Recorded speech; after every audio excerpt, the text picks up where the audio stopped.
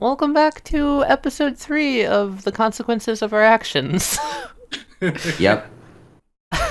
Free shot. Last time on the consequences, Gigi professed his undying love for Edwin. What will happen today? What is that? Taken the wrong way. But Gigi doesn't care to correct anyone. We are going to open later the night of revival, if you will. Most people have moved further into the Sebel House, and Edwin particularly is focusing on his incredibly rambunctious child, and is recounting all of the tales of the journey that they went on to return from the land beyond time, and I'm sure Tokyo Ghetto is very enthralled by this all. Very. Very. Nissa's there, also making sure that Ghetto isn't too unruly. And we're going to go to the back patio of the Sebel House, where 2 other members of the group have gone.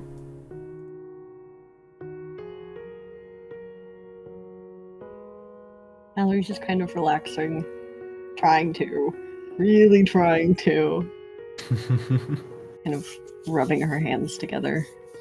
Hidari is kind of scoots the chair a bit closer. Putting them closer together, I was hoping somebody would do that. Puts a hand on hers. You doing okay? Grappling. I need to be away from people. Do I count as people? Never. You've never counted as people. An eyeball opens on the hand that's on Mallory's. You don't count as people either, monster inside. It closes its eye. Speaking of monster inside, I've got a question. Yeah. I'm sure I've asked this before. It's been so long. Does monster inside ever just still want to absolutely fucking lose it? Hidari kind of looks off into the trees. Sometimes. It's not as often anymore. How do you deal with it? Rubs on her hand. Well, I mean, the easiest way is mainly just to look at you, and because, you know, he's like an animal instincts.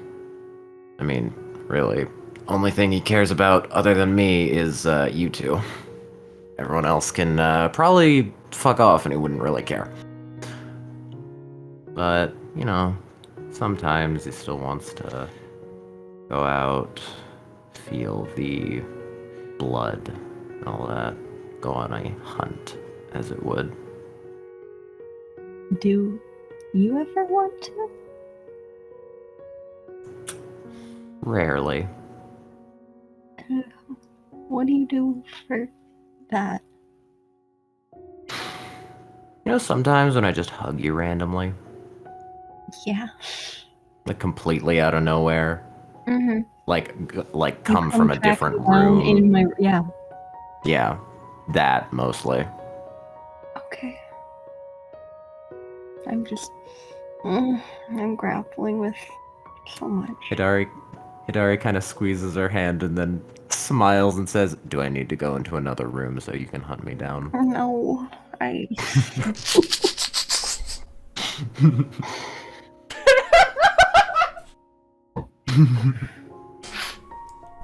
thought I was better then. You know, I've done so much. I've, gone and seen the world. I've expanded my horizons. I've gone to therapy.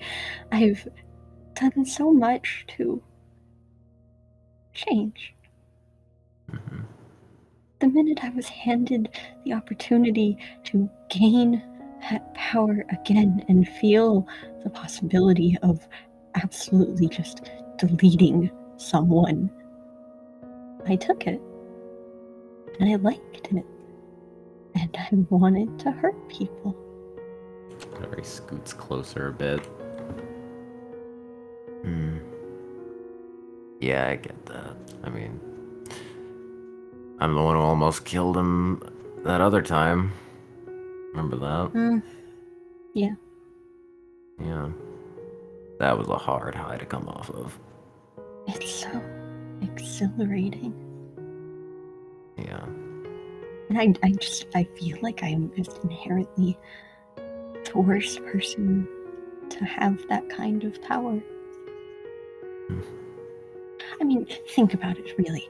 If I didn't have you, and you didn't keep me in check, who knows what I would have done? Hell, now, currently, I can give just anyone, like, this debilitating emotion, and I can kill them. Melt them from the inside out, and go. Yeah. It's a hard thing to deal with.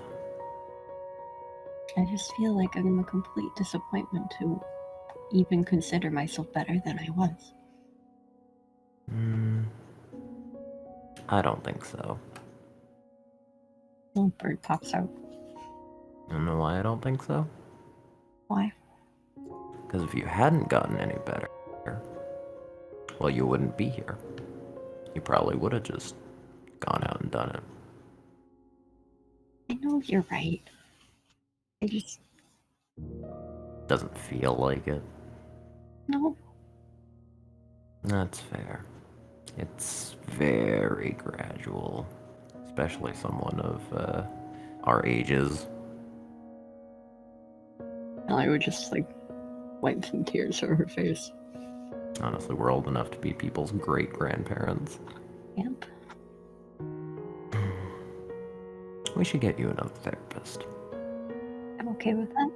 You know, one that, like, when was the last time you had one? Like, 40, 50 years ago or something? I went to one more recently than that. Okay. Was it the one at Star Road? No. Okay. No, and I don't plan on showing my face there for a little bit.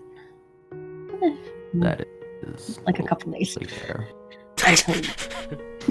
I did tell one of them I would come have a conversation, but you know, I'm not going there for therapy. Yeah. Let's get a normal one. Normal one for normal people who are not immortals? Okay, we might have to find one that you can actually tell everything and they won't throw you in a psychiatric ward, but Or try to which kill will me. be difficult. Yeah. But, well, I'm not qualified for those, but, I know. you know, I can at least do this. And he just squeezes her hand. I hope that's enough, at least for a bit. More than? Hmm? More than. I still feel like I'm the least qualified person to have any sort of powers of this magnitude, but I'm sure more worthy. that that's a feeling that a lot of people have. And if it makes you feel any better, I think that of all the people who could have it, for you to have it the most. Yeah. Yeah. I'll put Gigi's as a second because he like has it and doesn't do anything bad with it. Yeah, but he has morals, and that's the problem of... I kind of do. You're not confident in him. They are not as integral to me as Gigi's are. That's fair. So I don't Most think people they have to be. aren't. Yeah, Yeah. but Gigi's an Gigi- exception. Gigi is a bad example to hold yourself to No. morality-wise. My options are what? Gigi or Aizen and Sen? You could try and match me. Okay. Yeah. That means you can't go on any murderous rampages, though. I know it's so Damn. hard for you. I guess I'll cancel my plans for Tuesday. I guess you forced my hand. Yeah. Guess it means you have to spend time with your wife and child. He kind of leans over a bit and bumps shoulders kind of thing and is like, damn. I know. I'm insufferable. Yeah, very much. You know, that's why I proposed to you, because I can't stand you. Oh, yeah. It's for the tax benefit. Yeah. Thank you. You're welcome. She'd lean over and just kiss his cheek. He'd cut it off by just, like, moving it so it was just a normal kiss. You don't get to get out of that. Okay. Yeah. Is your attention meter dropping? Is that what you need? My attention? Yes, definitely. There's just a... on the glass. Mallory, like, peers. Oh my god. Come out! Hello, Tokyo. It waves, and then it just, like, does, like, a quick hand sign of, like, a spinning clock, and then points back in, and then points at you two. And then just, like, bows, and then summons. Was it telling us it's time to come in? I think so. Damn, I was gonna put birds on its pylon. It comes back, it shakes its head.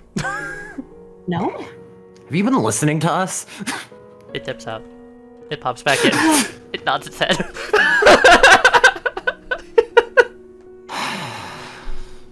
It hangs its head for a moment as if it's sorry. I was gonna make he turns to Mallory. I was gonna make a joke about, if Gigi had this kind of power, he would just be eavesdropping on us, but he wouldn't do that because he's a good person. Slowly turns towards Neo Tokyo as he's saying that. If Tokyo could look more bashful, like its smile droops. Just to a frown. Still teeth wide open, but it's like, You don't want us to come in? What do you want us? he does like a wavy hand sign, and then he like a thumbs up. You want us to come in? Wavy hand sign, and then points at himself and just does a cross, and then like. What kind of cross? Is it like a like a no, like hands, arms crossed, like not himself. Edwin wants us to come inside. You know. Communicating with stands is so hard. At least I have a verbal form of communication. Yeah. Tokyo's gonna come over to the birds. Birds are flying off to the trees. Is there one that's just like still sitting down on the ground? Here. Neo Tokyo walks over, just clunk, clunk, clunk, and then bends over at a 90-degree angle, looking down, still smiling. The bird pecks at Neo Tokyo. It is going to take an awkward mechanical hand and try and pass the bird. The bird will grumpily accept, but will peck at its hand. Pylon moving sounds. And Neo Tokyo stands up straight, almost quicker than it should, looks at Mallory, looks at Hidari, and then just... Is he gonna be listening to us? Like, I don't know. Mallory will stand up and, like, pull Hidari up. Just, for a moment, just wrap her arms around him. Like, around his neck. He'd wrap his arms around her. Well, if he's listening, well, he's not going to be very happy. Mallory would just kiss him. Hidari will kiss you. Okay, we should probably not make him wait any longer. Yeah. Hidari very exaggeratingly, begrudgingly walks back. As you push the door open, you hear the sounds of an obnoxious, like, snore, and you see Sen just, like, sprawled over the couch, like a fucking miscreant. That does not surprise me. And then there's someone sitting on the table, and then two others on the couch, just talking. Very soft voices. Bird just picks a blanket, throws it over Sen. Just a loud... and, like, moves it off her mouth, and then keeps snoring.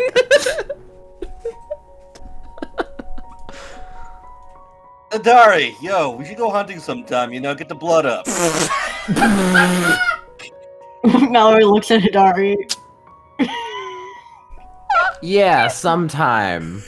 Yeah, I Hidari back at Mallory. They share a look.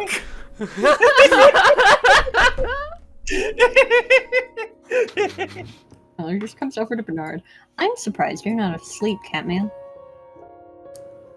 Cats sleep in the day. Yeah, but you've been up for a while.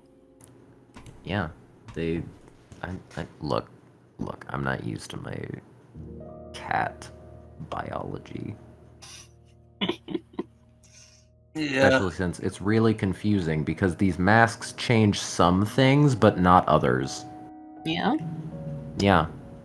I still need as much sleep and everything, but I just look human. It's really weird.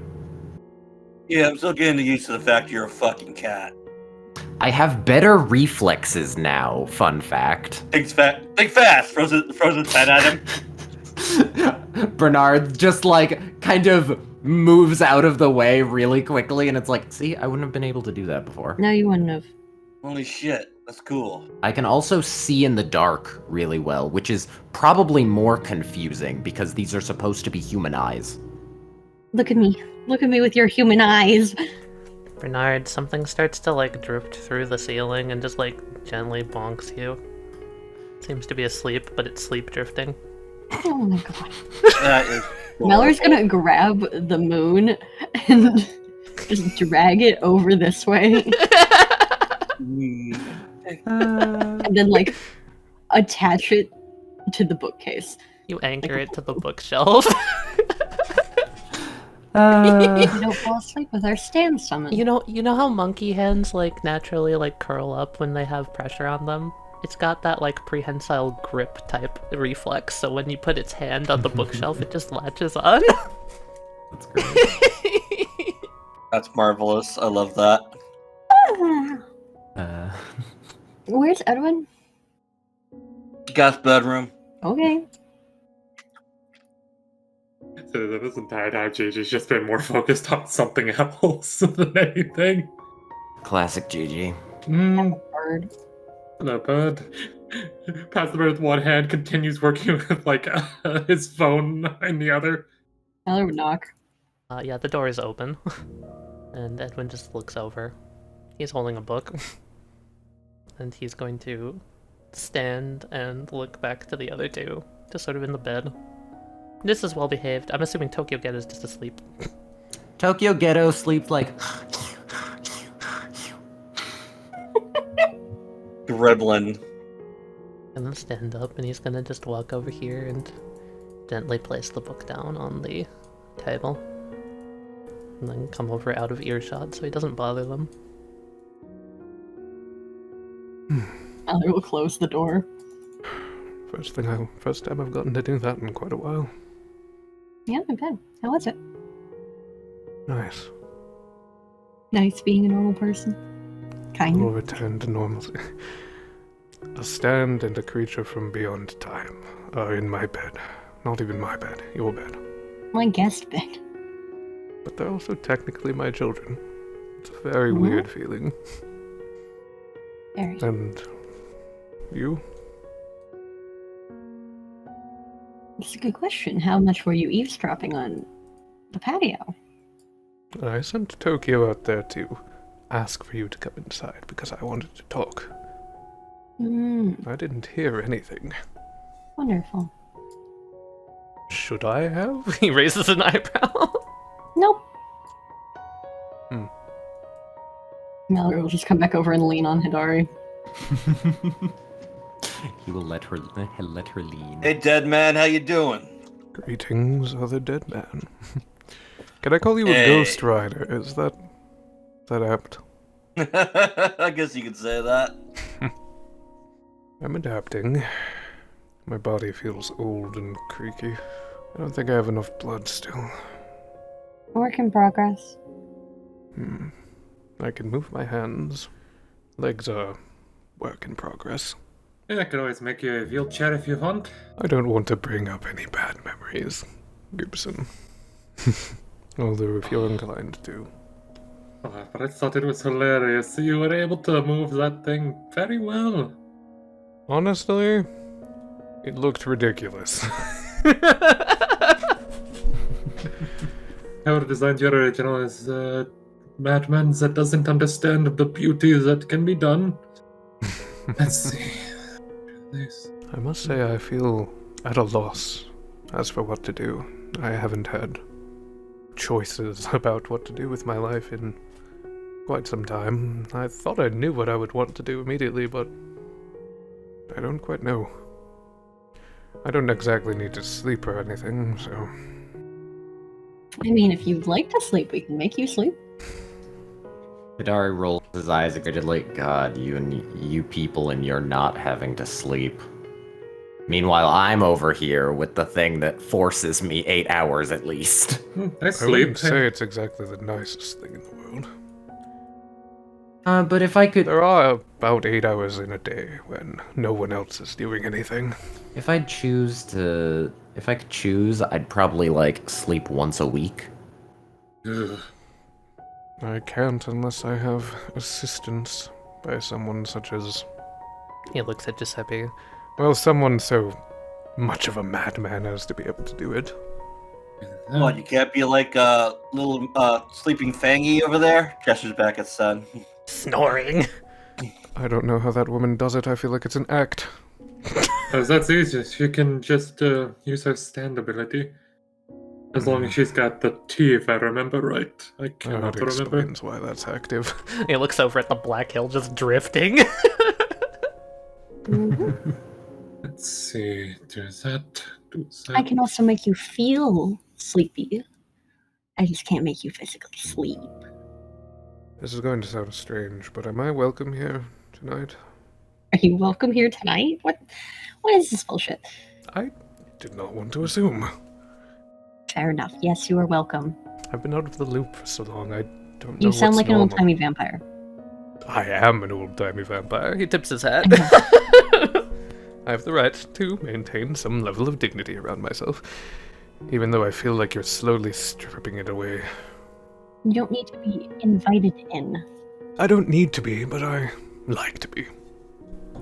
You know that feeling of unease when, say, you're near a Haman user of incredible strength? I'm sure you know exactly what I'm talking about. I don't know. When have you ever been around... Mal, when have you ever been around a strong Haman user? Not that I can think of a Not particular really. example, but say that you were, just for Not the case one of that this I've been thought uneasy experiment. around. True. We'll say that you were. It's like that. I feel like this analogy is getting stretched out to absurdity, but yes. It is. But it's funny. I get the feeling. When I'm thinking of going on a walk for a little bit, I want to see the world. Just, See how it's changed? yeah. I've been gone for a while. Well, we have several ways of fast travel back. Either just call or swap yourself in. As long as you don't think I fuck up my might. floor. I'll try not to fuck up your floor. He takes a pet out of his pocket and places it down.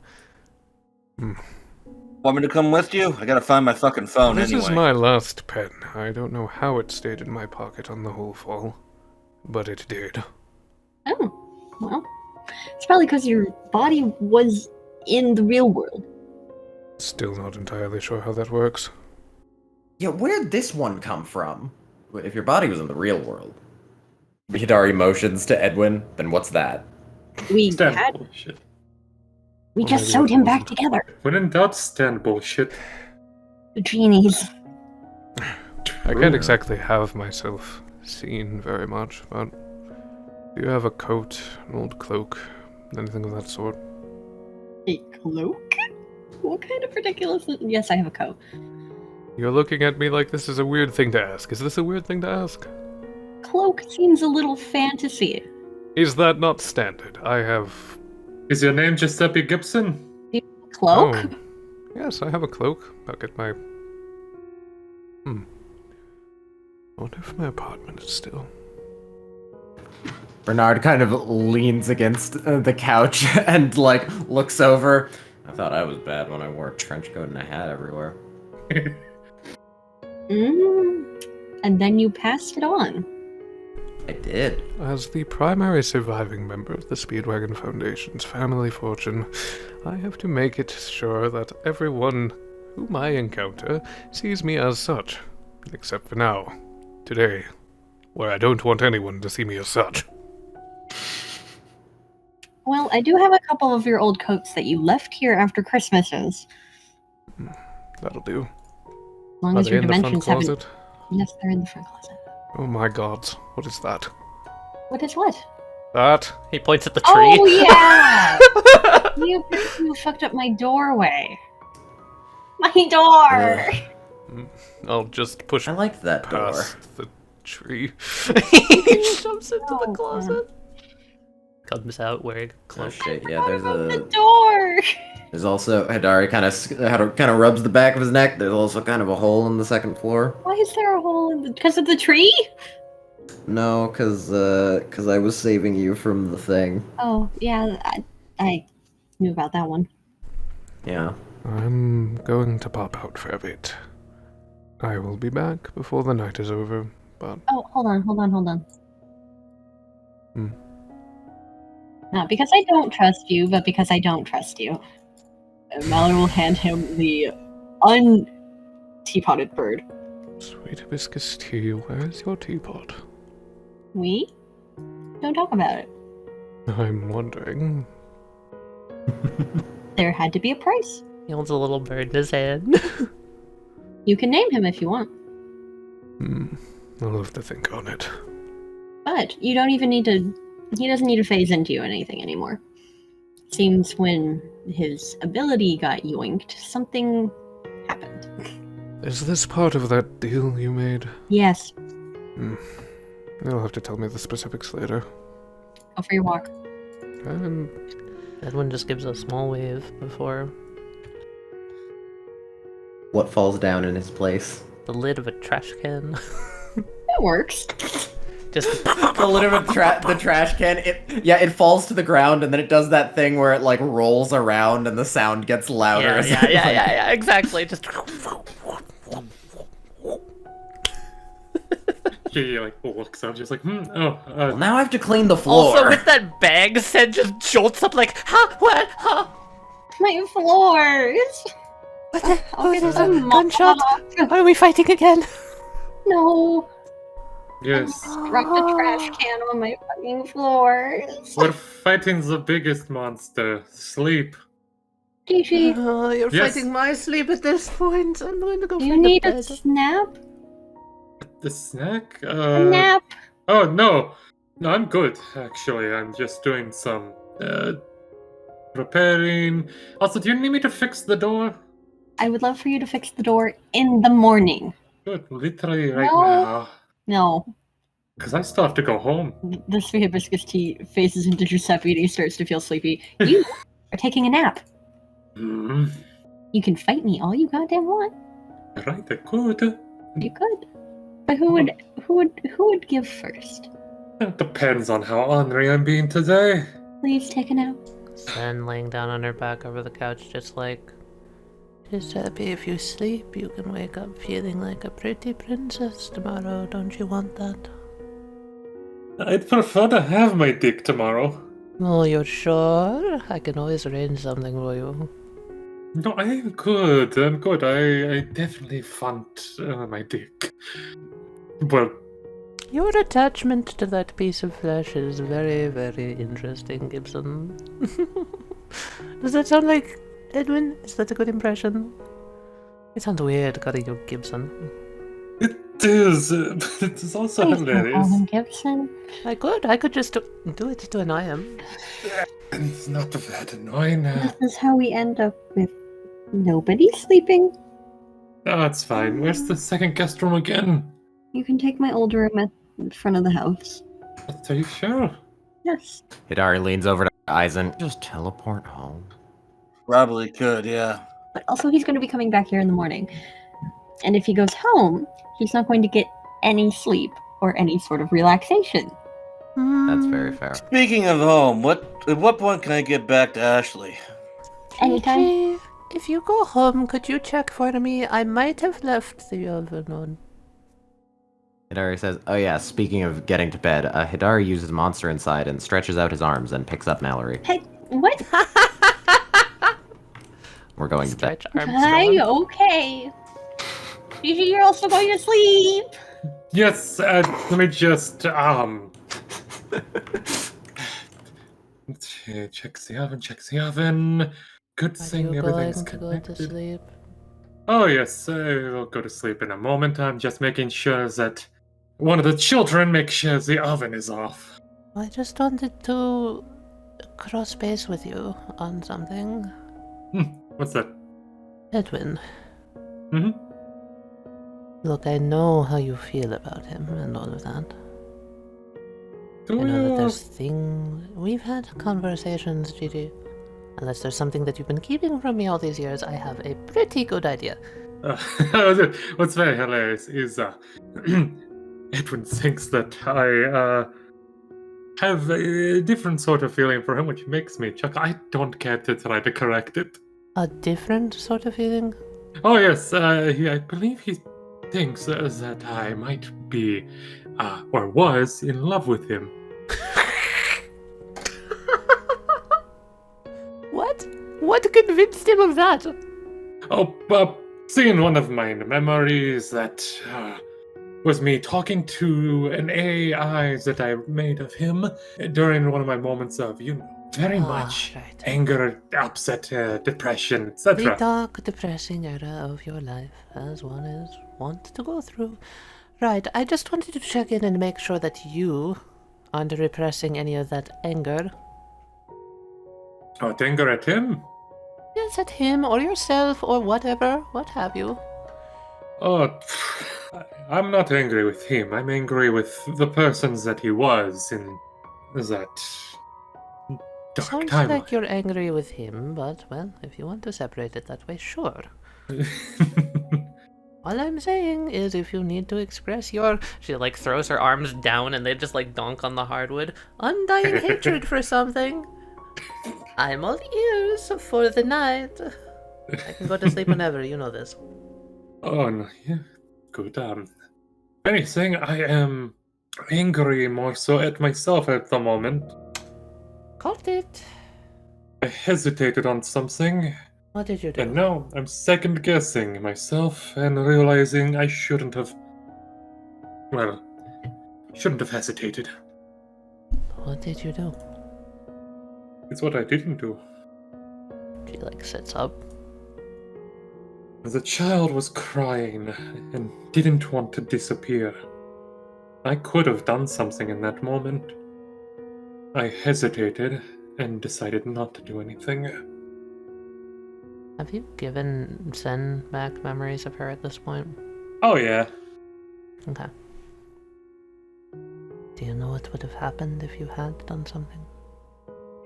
In that moment, there would have been probably horrible repercussions that I couldn't handle.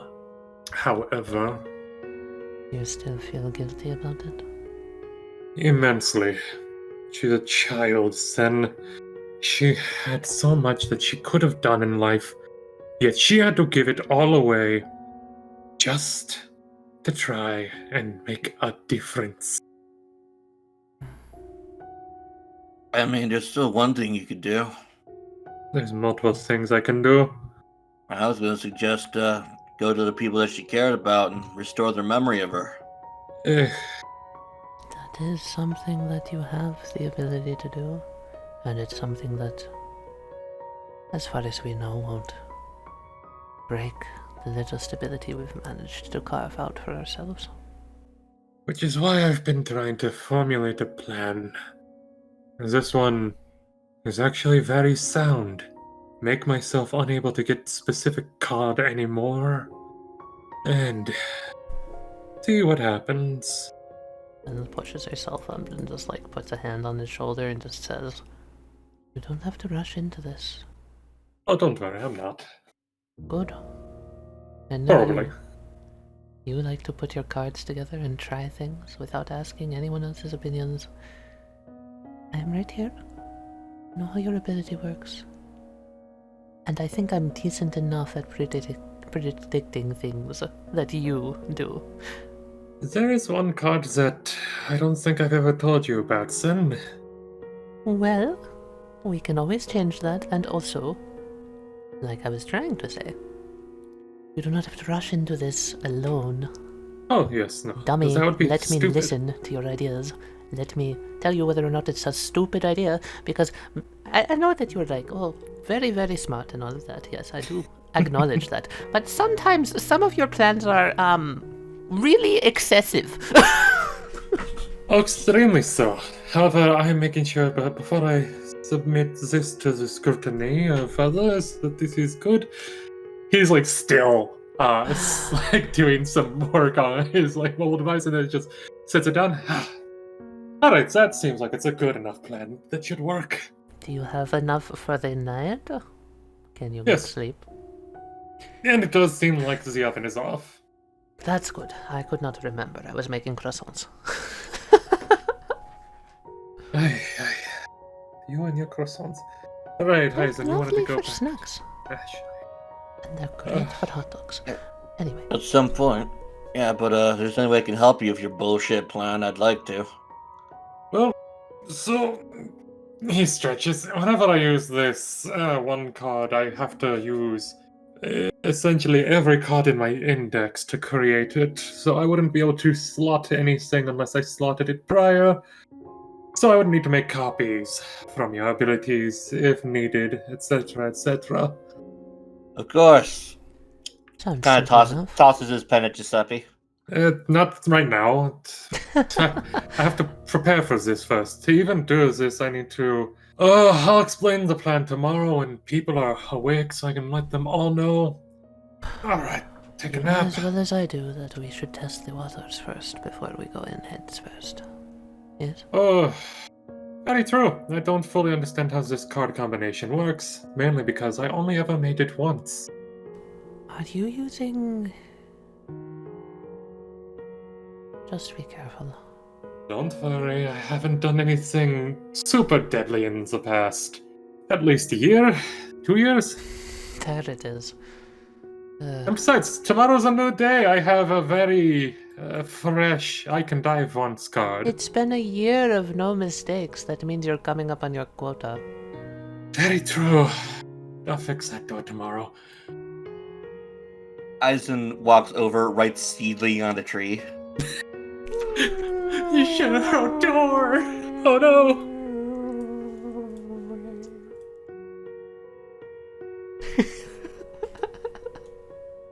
Exits. There's no door on the house anymore.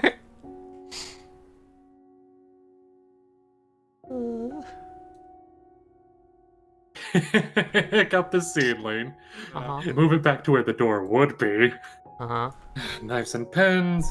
Purple Hill. Door. You make a tiny door.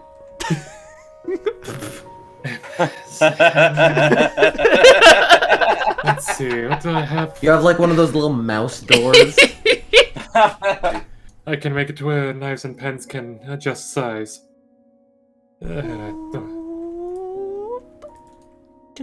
Back into place. Hey, we got the door back. I'll fix the ceiling tomorrow. Tokyo is setting the table. Mallory just leans over to Hari. I don't think we have enough chairs. Plates, Chairs. chairs. Yeah, Plenty of plates. that's true. It's just there's just gonna be a lot of dishes. Yo, Mallory, what if I just turned a couple of the chairs into benches? Those are our chairs. Temporarily, of course. You could just grab some chairs from the other room. I feel like We that would be can. far We more have. effective. We have chairs in the basement. I have folding chairs. Yeah. All right. Oh, Who needs dining tables? We rarely ever use it when it's just us. I would like to use the table. Call me old-fashioned, but I would like to sit I down. was about if I'm to going enjoy say. breakfast. Bernard is sitting down. He's like, yeah, I agree. Hey, Bernard, give me a hand. Getting some chairs up. Yeah. Bernard gets up. Oh, do you want some help? I can help too, Nissa says. You Sure, sure? why not? All right. I feel Steely just standing around doing nothing. Alright, so I won't be messing with them then.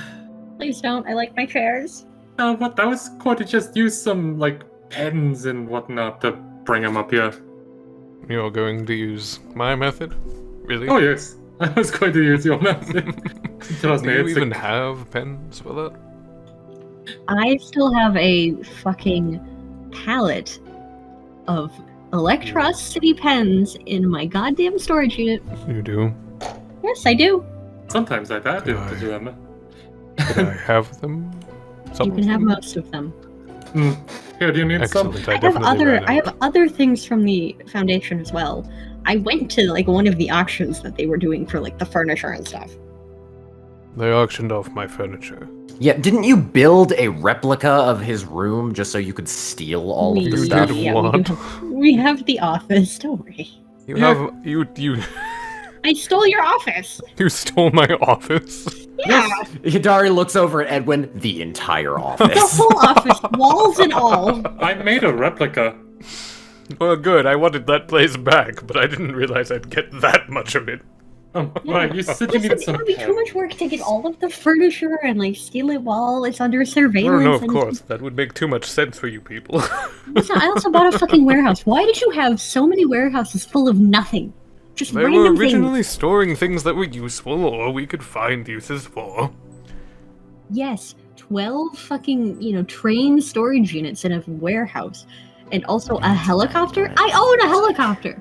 They are for Neo Tokyo's purposes. Look, if I could just teleport in a helicopter, if you could just teleport in a helicopter, wouldn't you want to? No, No? Really? Really? I would teleport in a jet. I mean, I have a biplane. It's not as cool. I don't think I got the biplane. You don't have the biplane? That might be in the I don't- American storage unit. I can't remember. It's been a while. I have mostly things from like Electros, like I have a lot of City- storage crates. storage a lot crates, of storage crates. windows upon windows upon windows, More than enough doors, yes. and doors. The amount of random things that I own now because of you, and that we have for Neo Tokyo storage, is ridiculous. love I had no Gee, idea why these- we were keeping it. I can take them off your hands for you. I'll I'm share keeping some. of them. They are technically mine. I would like some of that back. I bought some of these. They were Gee, seized by the government. sure. That doesn't mean I don't want them back. Yeah, because that's always stopped us before. Very Here. true. Here, I can at I least do share have some something of these. for you, which For me? hold on. Yes, I'm not going to move Mallory's token because it would really just be her going to the stairs and coming back downstairs. Gotcha. Yeah. You would bump into Nizai's and then Bernard on the way. No, she's going upstairs. Ah, okay. And then I'll bring these guys back up with some chairs. So Mallory goes upstairs. There's the sound of like a heavy box being dragged across the floor upstairs. What the hell is she doing? Well, she had something for me. I suppose it's large. With a small object, probably like 2 hand sizes, wrapped in looks like silk.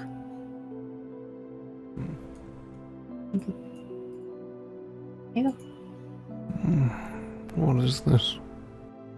A little thing that I got because the police director that's running all of the stuff, like, and not interrogating, but hunting down people that were a part of the Speed Foundation is friends with Jonah.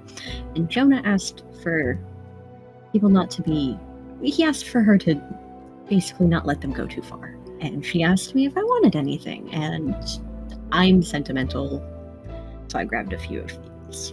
He takes the silk and just sort of like drags it to the side to see what it is. It's across from Mackenzie's office. He grips it in his palm. I suppose even a reset didn't change what happened. No. He's gonna take it and just wrap it back up in the silk and place it in the pocket of his coat and just say, Thank you. Of course, sir. He'll Again? scamper away before he Oh, can do come anything. now. Neo Tokyo, I believe a secretary needs reprimanding. Tokyo blinks. What do you mean you're not going to? Since when did you get attitude? Is there anything I can do to help? Mallory would hand her a giant plate of pancakes. Put these on the table. Nissa will waddle, struggling with the giant I thought Mallory was just gonna say eat. Mallory's gonna, with the help of Hidari, get the rest of the breakfast stuff. Basically anything anyone could want for breakfast. Like Tokyo Ghetto wanted pancakes, but like specifically the like little pancakes. Mallory can make tiny pancakes. pancake coins. I like to think Sen's got a bottle of like strawberry glaze that she keeps here just for breakfasts. Oh. Yeah. Just drizzling it all over. Mallory sits over here in the kitchen. Yeah. Get up. Are you going to join us, Mallory? Or are we too good for you? Let me make a joke. I was gonna have Hidari just pick up the chair with her in If it. you want to pick up... Sure, here you go. Oh, no, the queen of the kitchen arrives. Her and the chair. Aisen, would you pass me my child? Sure. Ashley? Kazakura kind of happily sits in Mallory's lap, kind of reaching for whatever breakfast Mallory will give her.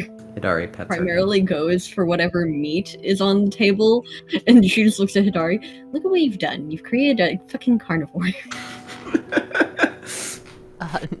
I like to imagine Nissa has a plate with a pancake on it and she's just staring at it.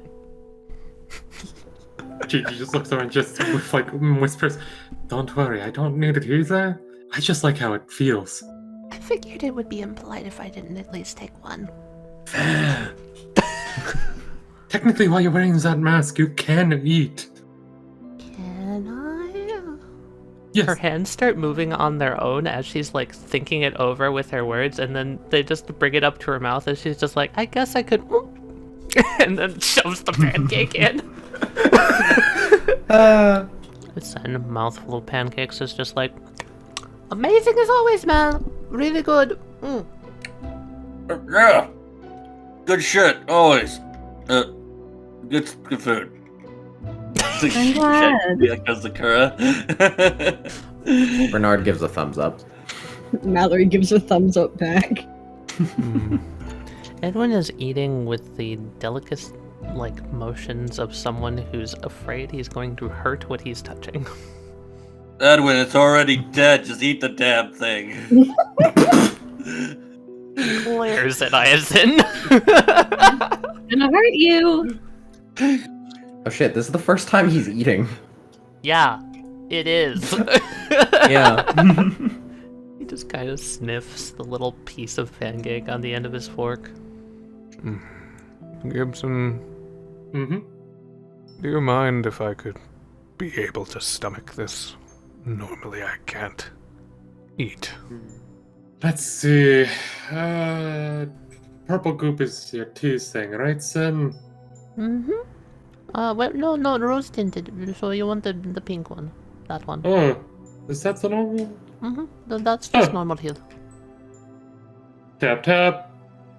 As Gigi goes to do the Edwin thing, Hidari leans over to Sen and says, you should point at him too and remove refeeding syndrome. That's probably really important. I'll do that. Gooped. Edwin, momentary eyes flash red. And then he just is like, puts it in his mouth, chews again, very mechanical, very awkward about it, but he seems to be enjoying it. Nissa's going to get up, bow very deeply towards Mallory and Hidari, but mainly towards Mallory. Mallory would raise an eyebrow. After about a few seconds of the bow, she just kind of looks up at the sky as if she's thinking, and then just says, Red wanted to pay her respects too. I see. For your hospitality. Thank you. My door is always open. I seem to be gaining more and more random immortals in my family by the day. Does your dimension have this too? There is a thing in our world where those with powers attract others with powers. Yes. Yep, that Pain. sounds about right. That It's explains the annoying story. after a while. I see. I should probably go. No. I know. I'll be be back eventually. Mallory will pick up Ghetto, just so he's eye level. Fine. She'll be back. You've got to let your sister You go better. and do her life, Ophelia, otherwise she's not going to grow up big and strong, and you wouldn't want that, would you? What would you say if you wanted to go on to a run, but Nissa said, no, you must stick around? Your legs would be very angry, right? Yeah. It's alright. She'll be back. She better. You will be back, yes, my dear. Looks at Ghetto, looks at Mallory, just like tugs on Edwin's sleeve, just like around the corner. He's dragged around the corner. I'm just going to hand Ghetto off to Hidari. Hidari's like, what do you want me to do with the child? The child Open. teleports. Oh, fuck me. Child teleports on top of other Tokyo. Other Tokyo looks up, smiling. They're like Russian stacking dolls. I love them. Yeah. I can't exactly promise that I will be back. I didn't want to let him down, but I don't know how things are going to go in the future. So, if this is the last time we see each other for a while, I just wanted to say thank you. Mallory just puts a hand on her shoulder. Well, you've got lots of responsibilities to do, and you're also an extra-dimensional being. That does add on to it. It's not like we're going anywhere for a while. I think I speak for both of us when I say you'll always have a place in this world. You always have a place in this house. Thank you. She's gonna, like, hug both of them. Mallory would just kind of put a hand on her back. And get going and go to your extra-dimensional leadership. It's not as interesting as you make it sound. Listen, I've got about 12 phone calls I need to make today. Which are not boring. Not interesting at all. And you see her take off the mask. Pancake falls on the ground. She looks back down. Oh, I forgot. It's okay. And Edwin fully takes in the form for a second and just kind of waves at him. And he smiles. Go on. You have things to do, yes. We'll be right here. Means to save.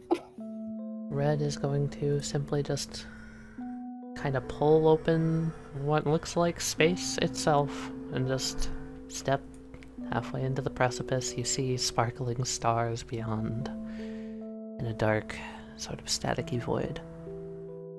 She's just gonna look over and just. And by the way, I'll be over sometime soon. I'm going to need your help for something.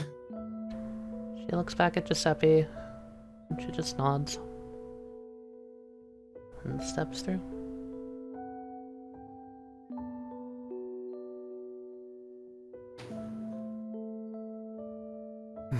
Edwin just slumps up against the wall for a second.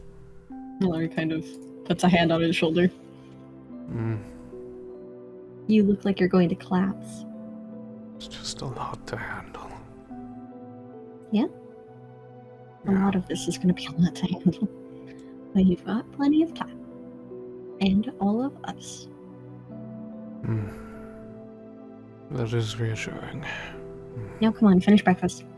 I wonder if it's these human feelings getting to me. Well, if it is, you'll have to get used to them. What, you're going to force humanity on me more often than not?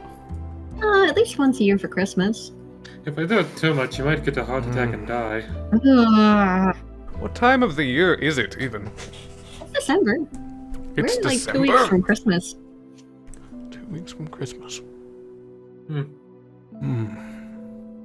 He looks over to the side of Tokyo Ghetto, on top of Neo Tokyo. Have you ever had a Christmas before? We have this at Dusk Place. Do you think they'd mind if you joined me this year? I hope not. We'll figure that out. I do have The mean man might. Ghana? If Yeah. they don't mind, I can speak to whoever this mean man may be. I don't think you want to speak to him. I think we could put in a request. I can set up a schedule. Who is he talking about? Do you know him? Yes, Mr. Ghana. The mean. He's one of the people in charge of the Dust Division, which is kind of the babysitters of their whole organization. I see. He's probably wondering where Tokyo Ghetto is anyway. I should probably call him. Oh, so... Ophelia, did you run away from home? Maybe. You're going after your father a little bit too much, dear. He pats him on the head. Oh, Should at least let him know he could be worried about you. I doubt it. Mallory's just gonna go over to the home phone because she's currently down 2 of her phones. Correct. I'll call the Dust Division. It rings once and then Ghana answers. Hello. Hi, I have your child.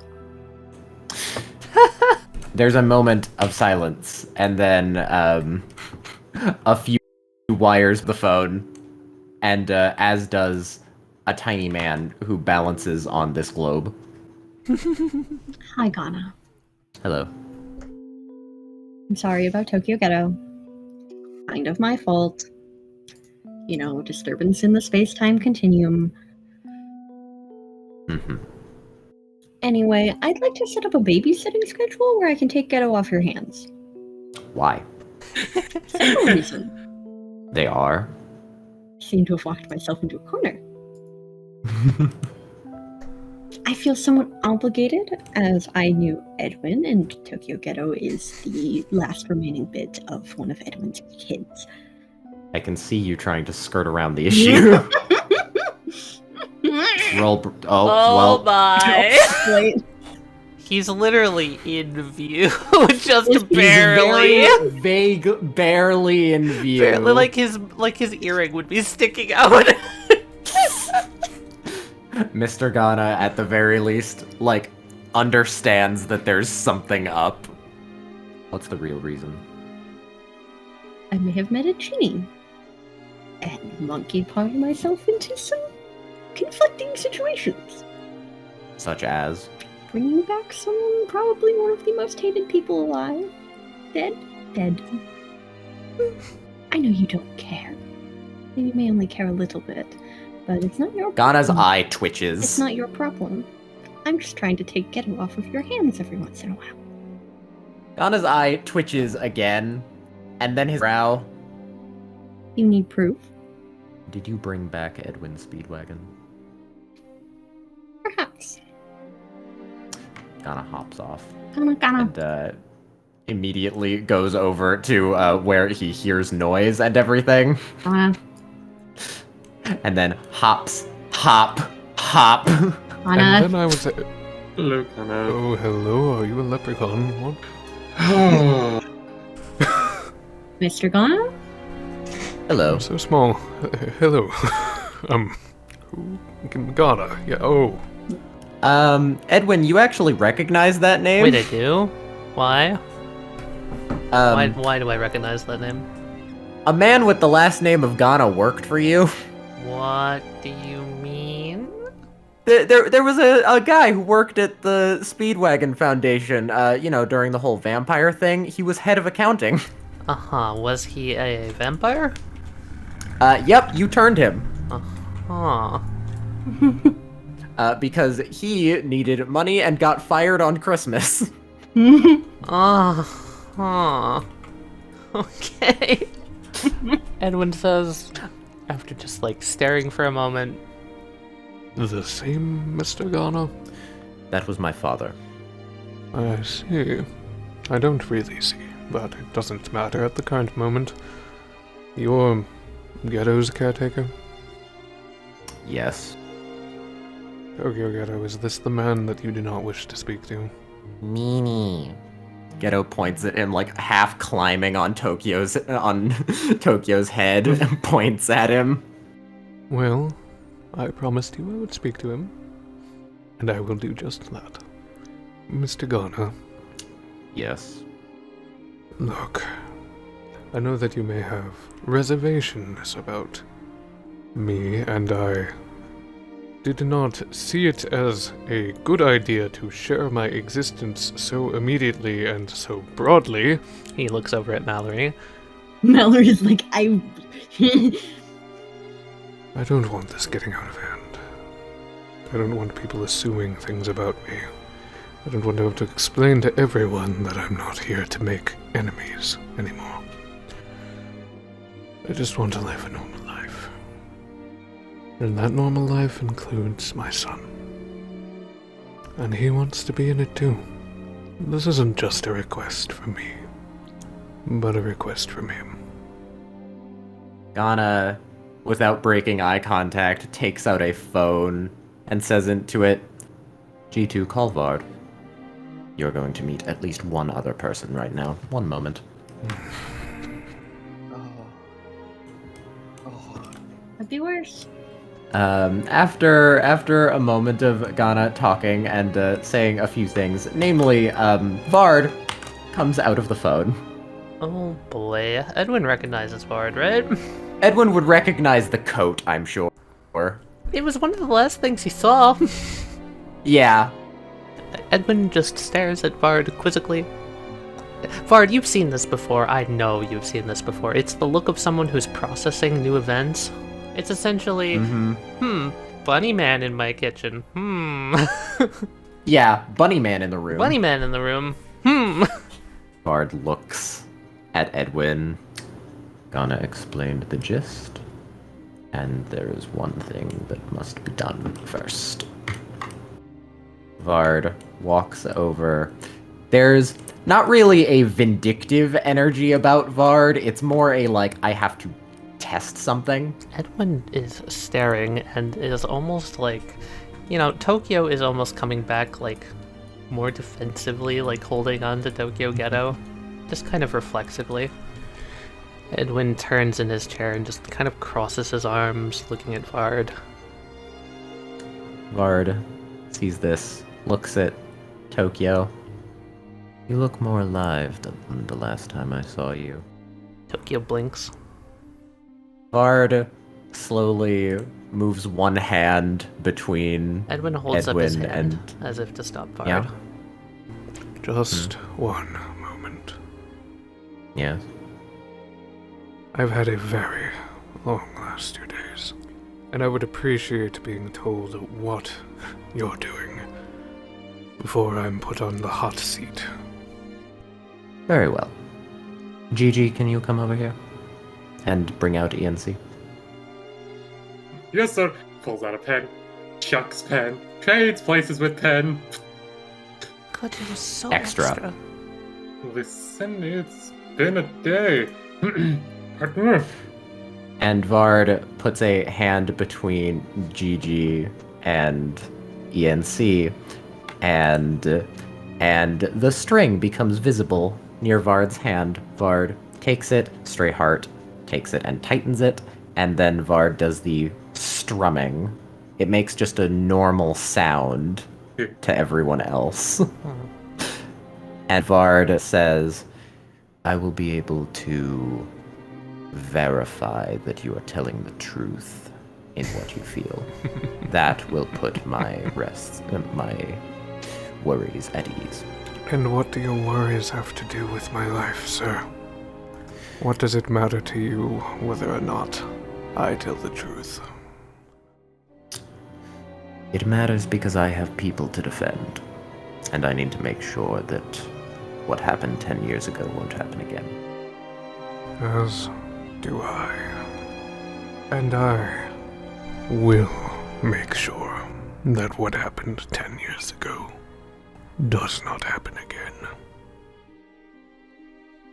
Edwin, can you roll bravery? Sure. I think it would be very hypocritical if I were to say that I don't believe you're trying to make yourself better. I will say that while I am satisfied with that answer, Vard kind of, stray heart looks at Organa. Some others will. I believe I should work on making my word stand for itself. If I need a power such as yours to speak for me. And he unsummons Tokyo and just kind of catches Ghetto.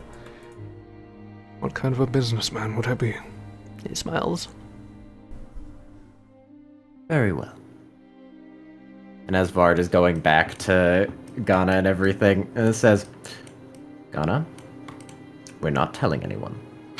Thank you, Ghana's Vard. eye twitches a lot, and then he goes, yes, sir. Hello, Vard. It's nice to see you. Nice to see you as well. Hi. It's nice to see all of you as well. Bernard kind of is like, there's a scratch on the coat. I know. I'm fixing it. It's kind of like a joking way. And then Vard just responds seriously. Love them. Hello, yes, I do need to talk to G2. Because, Mercedes. Fuck. You don't remember, do you? I am aware of the existence of You Mercedes. can get memories back. PNC waves. I don't think that's particularly necessary in my case. Understandable. I do need to talk to G2 about that. When she's not busy. All right. Connection and all. She's always busy. Just say soon. Soon? I will Within the week. note it. Ghana glares at Edwin in something. Wow, Vard has never seen Ghana fucking pissed before. That's new. Edwin is going to turn to Tokyo Ghetto and say, Phelan, could you give me a moment, please? I believe I've come off on the wrong foot. He's kind of a little grumpy. he sets him back down and he says, Daddy has to do business for a second. Give me a moment. Just sit there and be good. I'll be right back. He does so. Mallory's just like trying to piece together what to tell Vard. Also, I have more information about requiems. Ah, I see. We should talk later. I also need Definitely. to convert people. Not be shy. She's very intrigued that I exist. I am in fact dealing with repercut of last night. I'm sorry I dropped out of nowhere. It helped a lot, I think. I was in fact wondering about that. Yeah, it was a deal. I get Edwin, I stop looking for the sound of silence. This guy named 24 Karat, Magic, stops looking for the sounds of silence as well, and I think he works with Killian? A lot to take in. Yeah. Similar to what I've heard about Howard. I don't like that we have to worry about a stand with the power to completely undo that. Yeah. That is not a fun thought. No. Tap tap Mallory, tap tap Mallory. What do you see?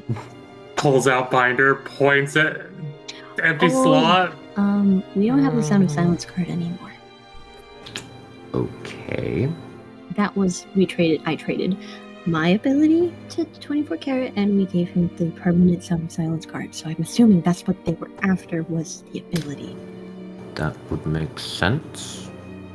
Theoretically, it should be limited because it is a GG card. You can only use it so many times per Pulls up day. 3 fingers. Three times a day. 3 times a day. Okay. Which is really not a lot to compared to what it could do before. Very true. So, limited sacrifice, we just don't have access to that card anymore. Considering that in the past, however long that it has existed, that I'm aware of, it has never been in use. Exactly. In general, losses were minimal. I'm assuming because, last night has been resolved, that most, if not all of them got back, yeah? Roughly speaking, yes. Okay. I'm sorry, am I interrupting your business time? No, technically Bart not. looks over. Ghana as well. Mr. Ghana, Yes, may I speak with you for a moment? of course. I don't want to interrupt what's going on here. If you would like me to wait, I can. Ghana starts to walk.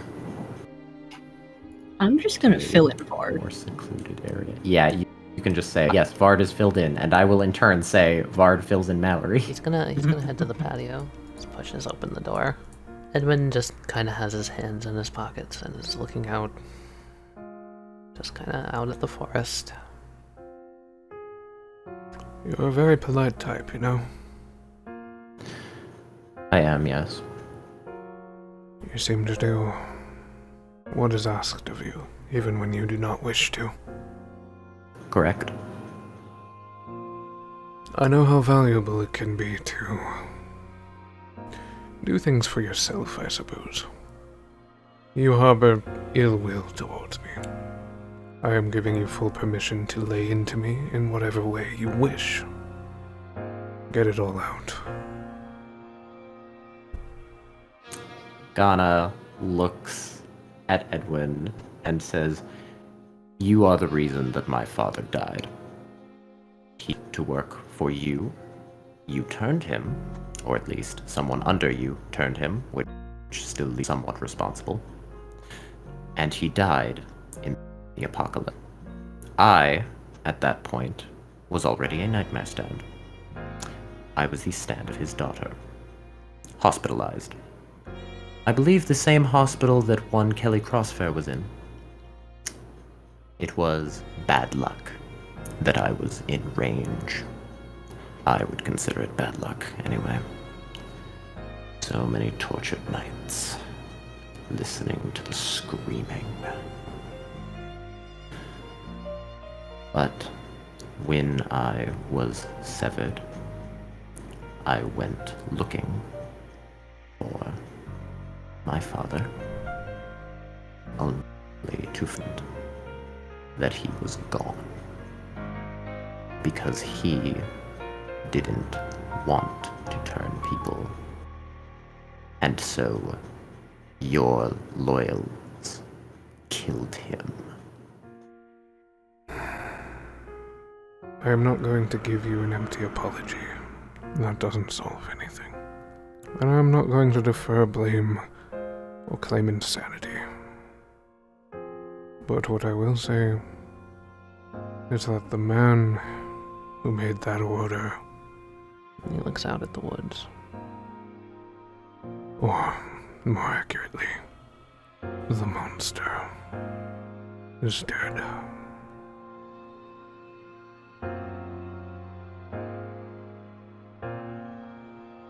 Ghana, also looking out, says, I trust the judgment of Boulevard of Broken Dreams. I've not been led astray before. So, if they are willing to give you a chance, I won't stop it. I will say, however, that I don't think I will ever forgive you, and that you should not expect people to. Edwin just kind of smiles. I never expected forgiveness. Good. That being said, I will not veto Tokyo Ghetto from spending time with you so long as I am not given a reason to. Well, with any luck, I won't give you a reason. Glad that's settled. Like I said earlier, I know that Boulevard of Broken Dreams wished to prove to you that my soul has changed, but my heart is on a different path. I feel that is unnecessary. I feel that I have not yet earned that sort of path.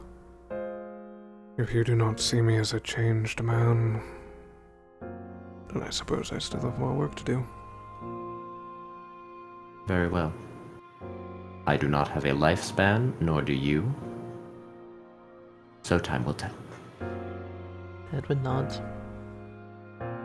Then, without another word, Ghana is going to go back inside. Edwin's gonna stay out there for a little bit. Donna comes back to Mallory and Vard. Nancy. Mallory's just having a conniption. And okay, so at the end, we're in this like black pit, like full of like broken parts of Electros or some shit. And we like find this last piece of Edwin, and it says potential, and it's literally Mr. Electros. Like, No. Strayhard is taking notes. and I am, you know, absolutely terrified, like having a fucking panic attack, and I do something risky, and I reach out into the void because I felt kind of like this weird connection the entire time, and I reach out and I grab T Requiem and I use it. Vard blinks a few times. This is a lot to take in. Yep. Nodding. Join the crew. Yeah, so there's a place where we could just access Requiems if we've had it. This is an issue that I'm going to firmly table for the time being. Thank you for bringing it to my attention. Why are we tabling it?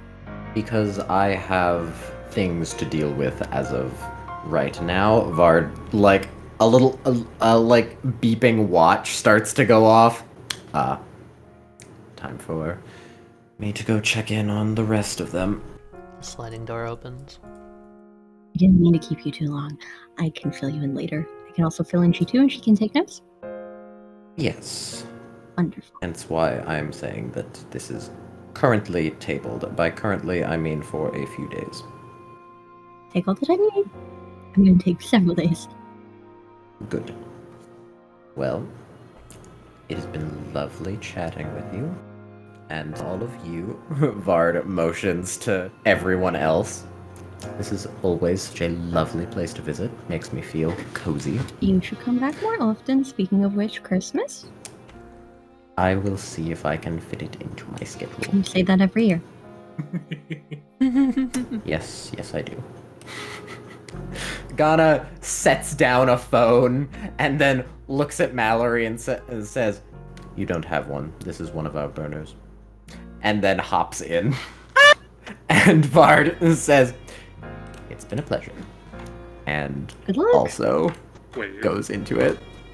Congratulations, Mallory. You have a burner phone. I have a cell phone. Da da da da. Phone. Mallory will pick up the phone. It has one It's contact. G2. It's G2. Guess I'll have to re-add all of my contacts. I'm gonna retcon something real quick. I just realized they forgot Ghetto. They would not have done that. Edwin then has come back in to get Ghetto and is just like, Alright, Yeah, we'll just cut to this. things have gone over smoothly with the mean man, as you put it. So I get to see you. Every week? He gets a very wide smile. It looks like current Tokyo. And I'll make sure to try and reach out to Nissa. See if she can join us as well. He does like a fist pump. Now, I don't know if that very, very mean man is going to want to continue to comply, so while you're not here, you're going to have to be good, okay? Okay. Can you do that for me? Yeah. Alright. Edwin solving like basically every misbehaving problem with Tokyo in one fell swoop. And we'll say that Ghana and Tokyo went in at the same time. he sets Tokyo Ghetto down, gives him one more hug. Yes, he hugs, and then he like waves to Mallory, and Kazakura. He's made friends. Hidari, seeing this, knowing that she can't see, does the little thing where you like grab the baby's hand and then have him wave. Gotta keep up the illusion. And Tokyo goes in. Deep exhale from Edwin. Mallory, Yes?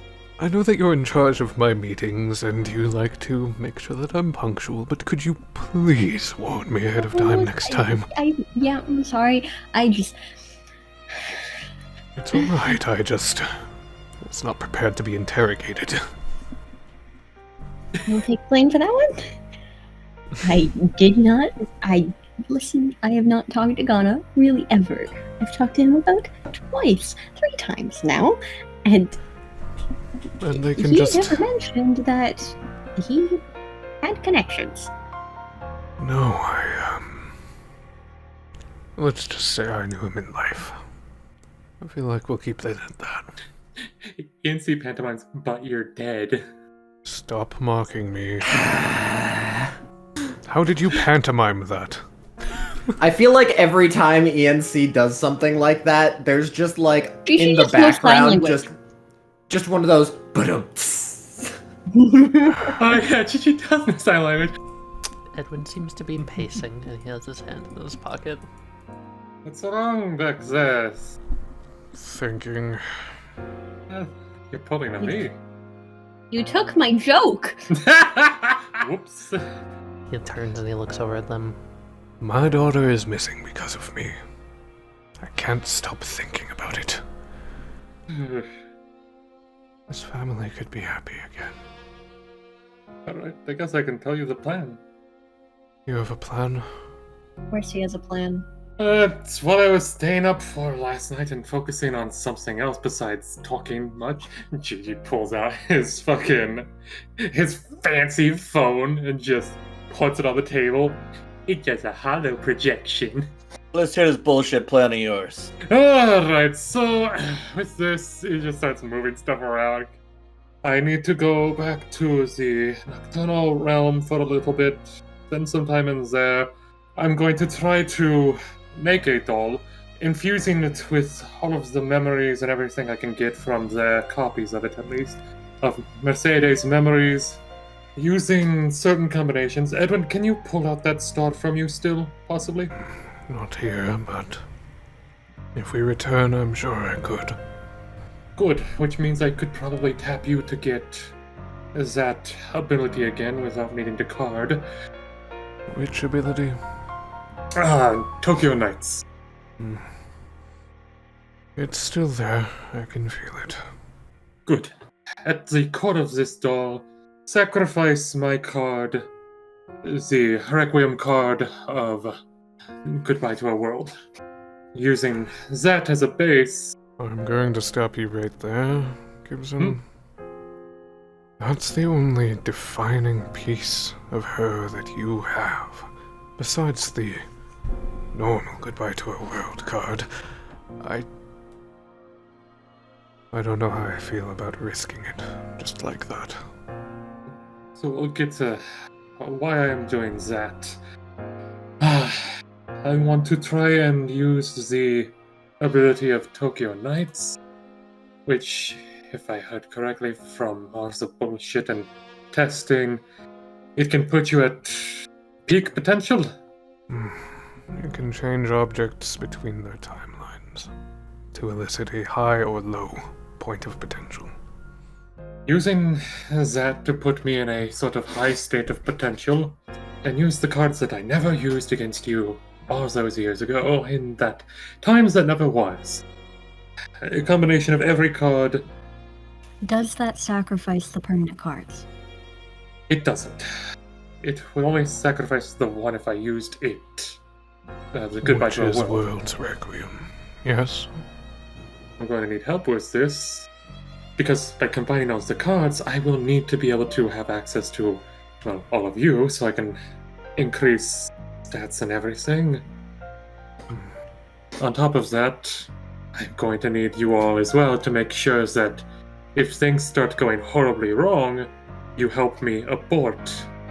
Give me some time with you. Of course. I need to look into things on my own first. Whatever we can know about her, what she did in this world, what ripple effects her absence may have, all of it could be the key that swaps us from success or failure. Well, I know where to start. I need to go talk to the Star Road people. They probably have a better idea than any of us. There was a woman from the memories, the one whom Mr. Electros got assumingly adopted Mercy from. I don't suppose she's still around. I don't know. Wouldn't hurt to check.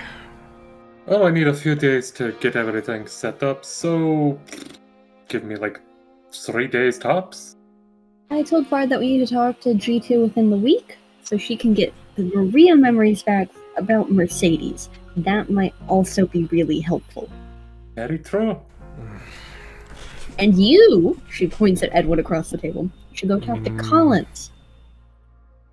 Senator Collins? What other Collins do we know? Fair enough. I forgot that he would still be around. He is still around. Have you seen him recently? Thanksgiving? You need to talk to Collins, because of all the things, losing a daughter and not knowing how to grapple with everything is one of the things you have in common now. What happened to Maria? For a while, I thought it was, like a heart attack, or like she went into cardiac arrest and died. Oh. But actually, that boyfriend that she had apparently got severed by Vard, and she chose to get severed to stay with him. So, G2, when we say G2, that is what is left of Maria. It's her stand, Radio Gaga. It's very nice. I really love G2. She's very blunt and very to the point, and You liking blunt people? thank you for the snide remark. I suppose you could use a friendly face. I feel like you could use a friendly face, too. Don't be ridiculous. I'm perfectly Friendly fine. face that isn't snarky. A friendly face that isn't giving me snide remarks back. Yes.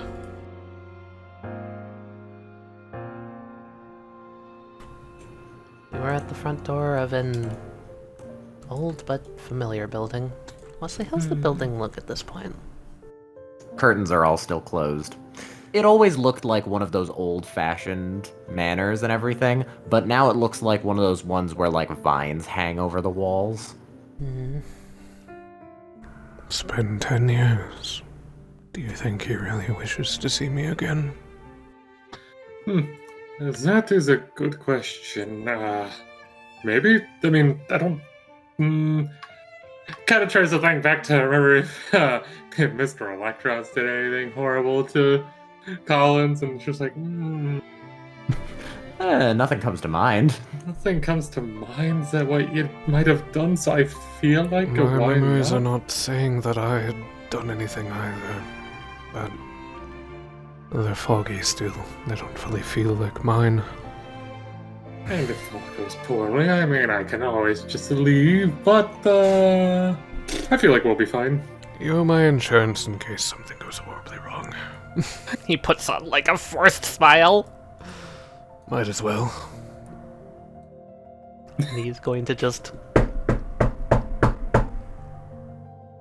There's no response for a while. And a while more, you think he might not have heard you. He's gonna look for a doorbell.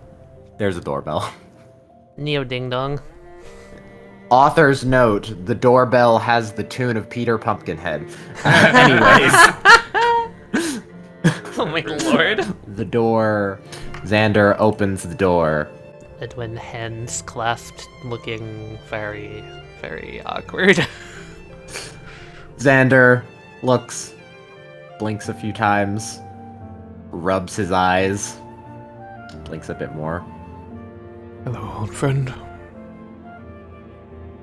Edwin. Come in. Alright, my work's done. He looks back at Giuseppe just like... He has a smirk, just I'm being a smartass, we both know this. I was half expecting you to just walk away. We both know I'd be more fabulous.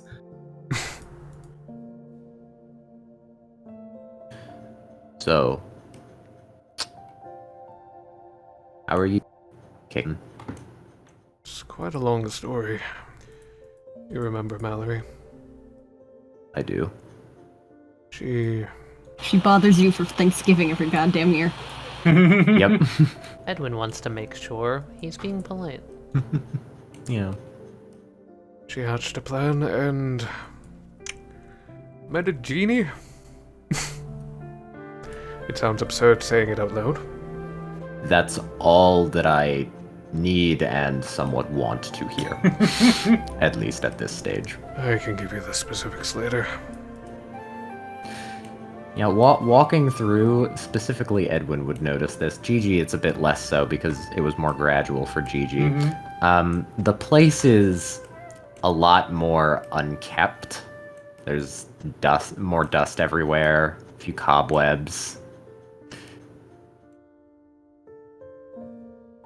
That kind of thing. And he sits down. Edwin takes a seat at the opposite couch in his usual position and just... Yeah.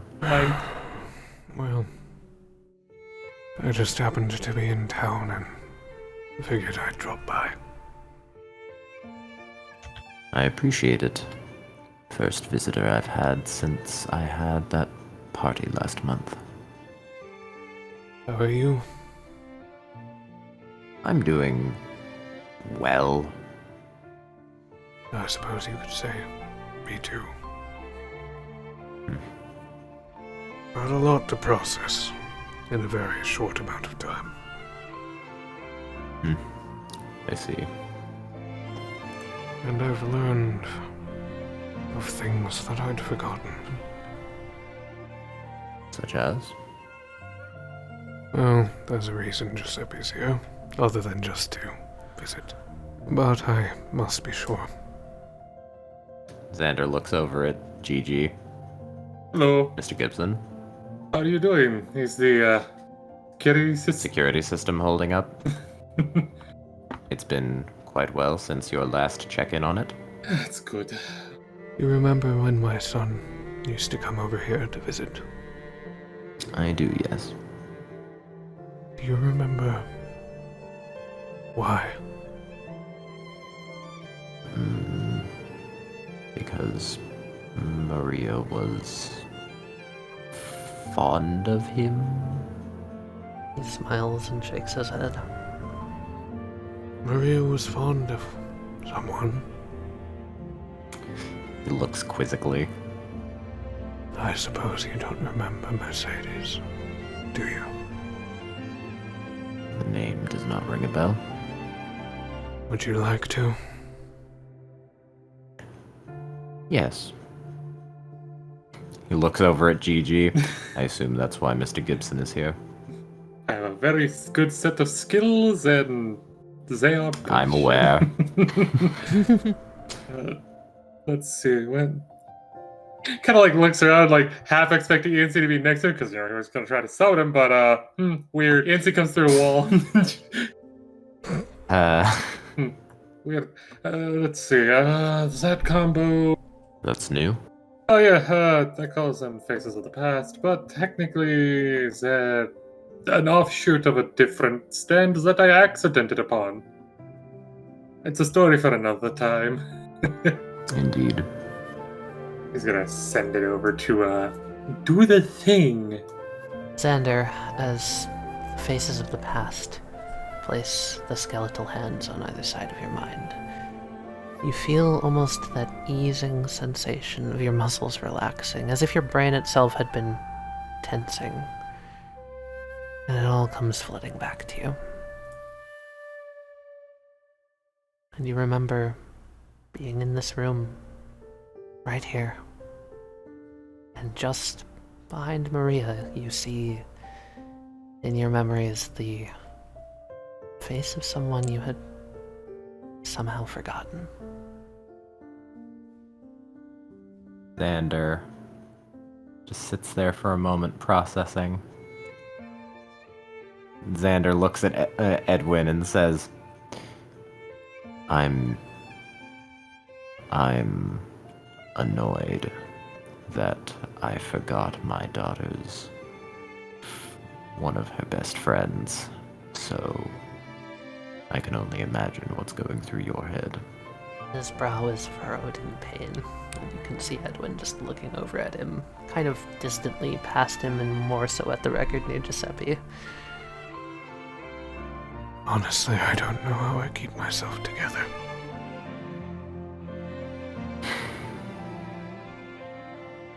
Do we know what caused that to happen?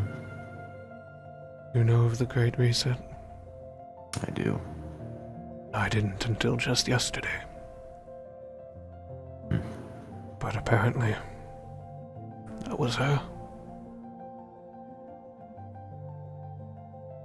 Collins kind of takes it in. She took the weight of the world upon her shoulders. He decided that she had to fix everything. All of the mistakes. All of the agony that I had caused. My mind, scarred, broken, unrecognizable, and she sought it upon herself to make sure that that future, where the world was sunk into darkness, where everyone feared that the next moment may be their last, would never come to be.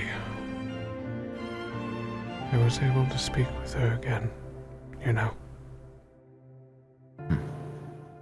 One last time. He kind of looks off distantly. She was so scared.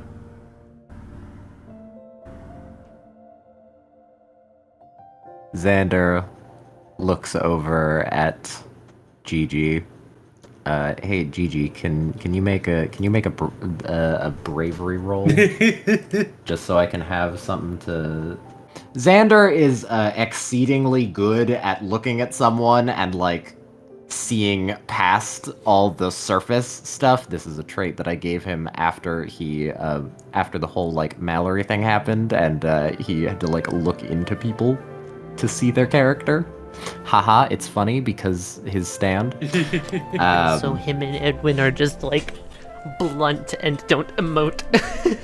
Yeah. Meanwhile, Gigi's very emotive. Basically, he was looking at you, and I was gonna see whether or not he would figure it out. So because you won, you get to choose.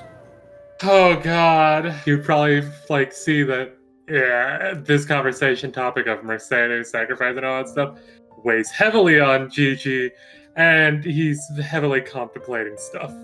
Mm-hmm. Like he might try to do something stupid or such. Okay. Xander looks at Edwin, sees all the grief and self-blame. all the grief and all the emotions and all that, and then says, "When you find a way to bring her back, not if, when, I want to help." Her help would be greatly appreciated. Xander kind of looks off and says, "Oftentimes I would give anything to have one more day with Maria, but I didn't have much of a choice. I let her go and do what she wanted, and that weighs on me every day. And that was willing. So to hear this makes me feel like I know what I've still been around for." Well then. He stands and holds out a hand for Xander. Xander does the same. Firm handshake. Firm handshake. Yeah! Yeah! Yeah!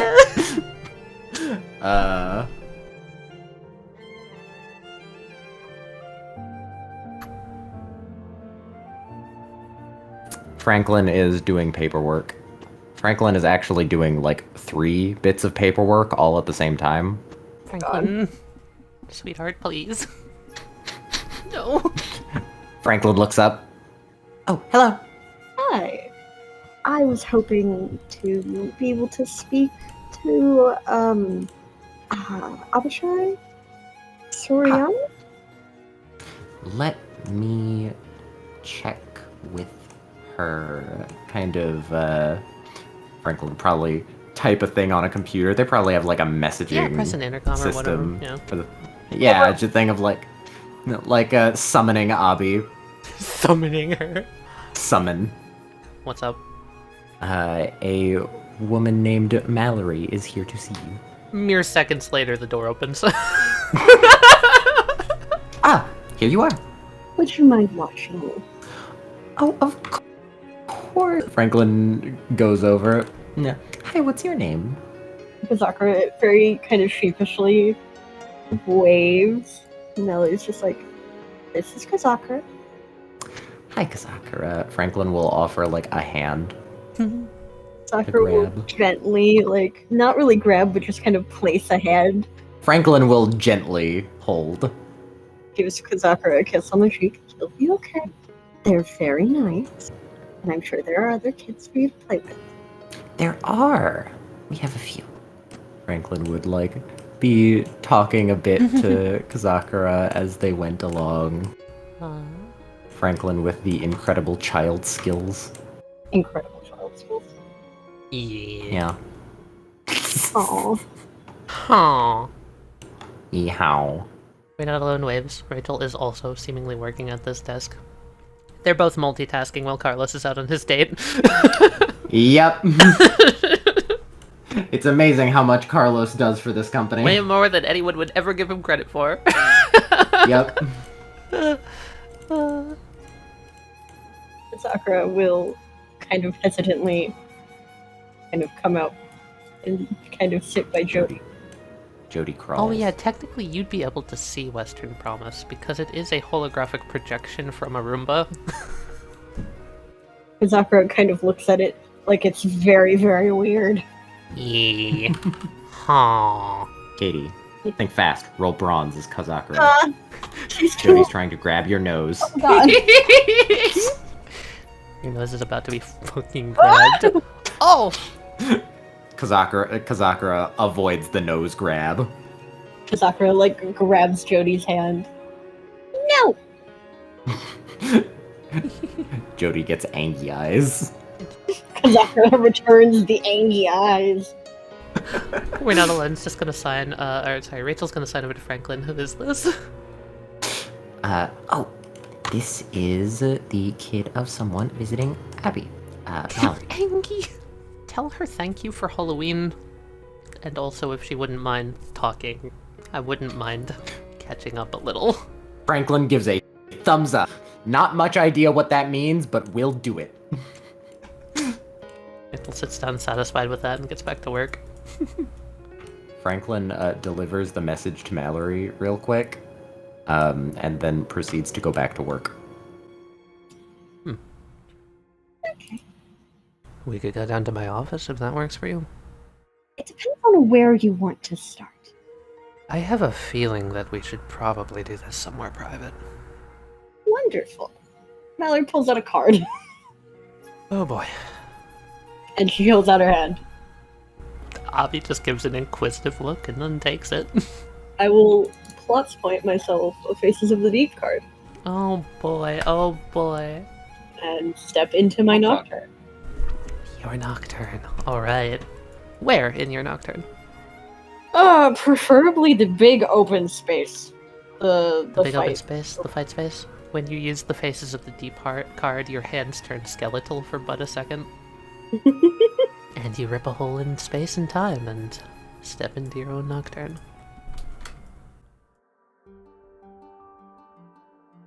Mallory would just give her a second to take everything in. He just nods, looking around. Not where I'd thought we would be going today. Not where I thought we'd be going at all. What is this? What I have come to know as my Nocturne. Abby's eyes just kind of go wide with interest, and she just says, "Oh, really? Mhm. This is a Nocturne. Huh." Just like Sanctuary. She kind of just like kneels down, touches the ground with her hand, looks around at the trees. What's up with those? The trees? Yeah. Oh, that's part of my ability. That's actually pretty normal. My normal ability, I should say. Saying anything is normal in these scenarios I don't feel like is apt. But, sure. It is more normal than, well, anything else in this zone, really. This... And this is yours. mine. She pulls out like a pad of paper I'm gonna plot point her having. Well, from the notes that I got, it did state that other people could have different nocturnes, but none of them were quite described quite like this. Would you like to see another one? You can show me more? This is a place called Nocturne. It's a completely different dimension. And it seems that those of us who are connected through a Requiem arrow can go anywhere we please. I can feel thousands of nocturnes. Thousands. Thousands is apt, right, Taliyah? Yes. Millions probably would be more accurate. And I think the thing that you'll be most curious about is Mallory's gonna reach out and just kind of metaphysically pet bitter rose thorn tea. The form manifests, sort of just like curling its neck up into the embrace. Avi's gonna take a breath. Deep breath, just sort of looking at it. What is this? This is the Requiem. This is a Requiem stand. You can touch her, she's quite gentle. Yeah. Alright. Hello there. Mal would kind of guide T Requiem's head so that it would be under Abishai's hand. Gives it just like a gentle scratch. Wow. Wow. How is this real? I don't know. You don't know. Is that where I come in? Yeah. I think so. Well, you said you can feel nocturnes out there? Yeah. You can go to them? Yes, I'd like. So you're like a nocturnal ghost. You're like June or Midge or any of them. You can just feel them. But you're not dead, at least I'm not. not dead. Well, technically yes. Technically, yes? Technically no. I'm a vampire. Technicality. Ah, okay. Oh, okay. She steps back for a second. Fuck, sorry. Oh, you're good.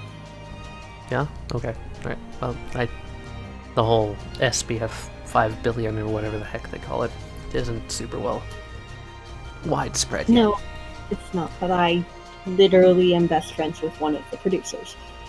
That helps. Alright. Depends. Do you want to see anything? Yes. So much. So many things. Anything. All of it, honestly. Oh, I have so many questions. When were you pierced with the arrow? And where? the first one was straight through the chest. The second one, it pricked my finger. The third one, I don't remember. 3 times? I gained a stand, it did something to my stand, I gained a requiem. Interesting. Yeah, from the reports that I've gotten, it's only ever been sort of a one-time thing. So, I am an outlier. yeah, you could say that. I'm an outlier in a lot of regards. I was not in a life or death scenario with when I gained this. Well, kind of. I was mentally life or death. Physically, I was fine. I mean, you're not the only one who survived it, but you have completely different circumstances. Rachel Crawd, you've spoken with her, yeah? Kind of. Not much, but yes. I remember the tea bags. Yes. And also I'm trying to push her in the direction of, you know, eventually talking to you guys and catching up with her family. Yeah, she doesn't have a whole lot of that left. No, she doesn't. Do you know what happened to her? Only vagueness. I know she had an incredibly powerful stand. Has? Speedwagon made a requiem out of her. For a Yeah, little I know bit. that. Mallory bites her tongue. Okay.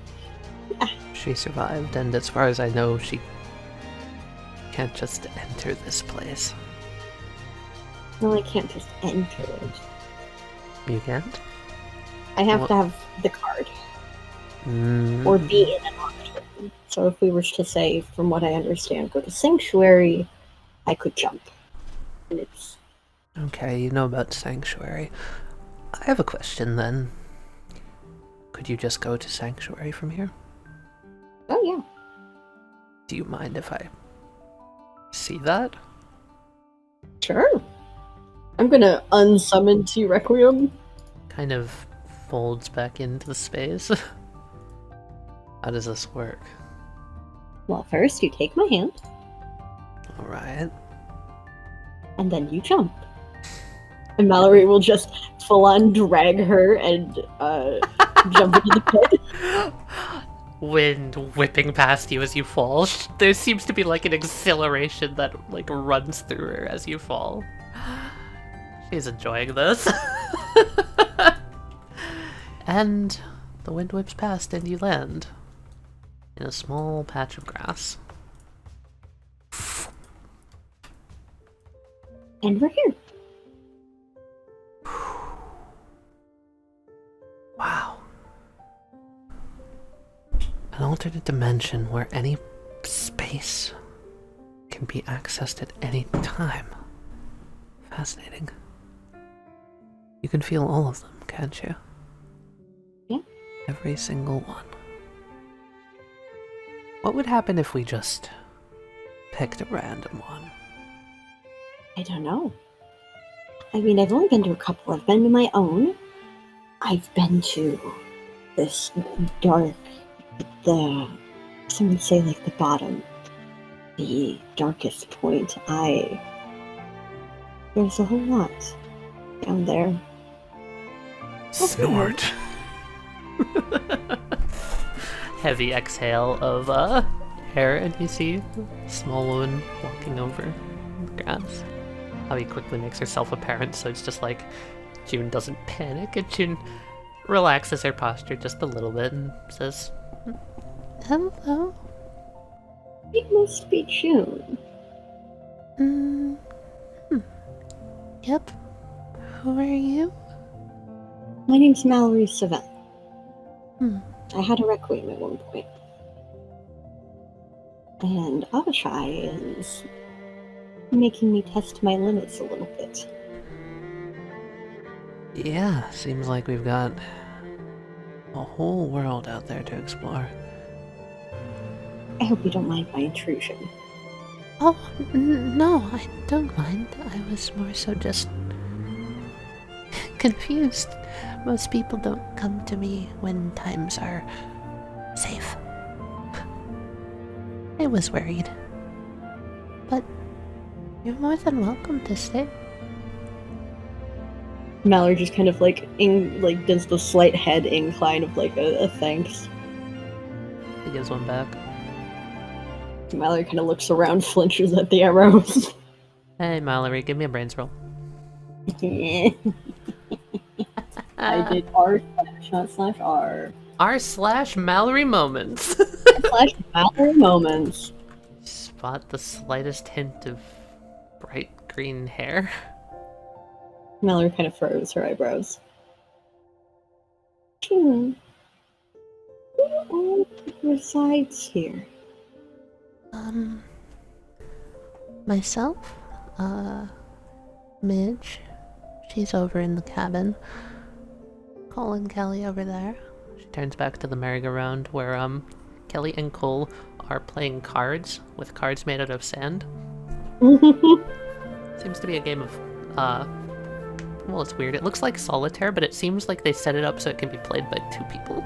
Like, half the deck is on one side and the other half is on the other side.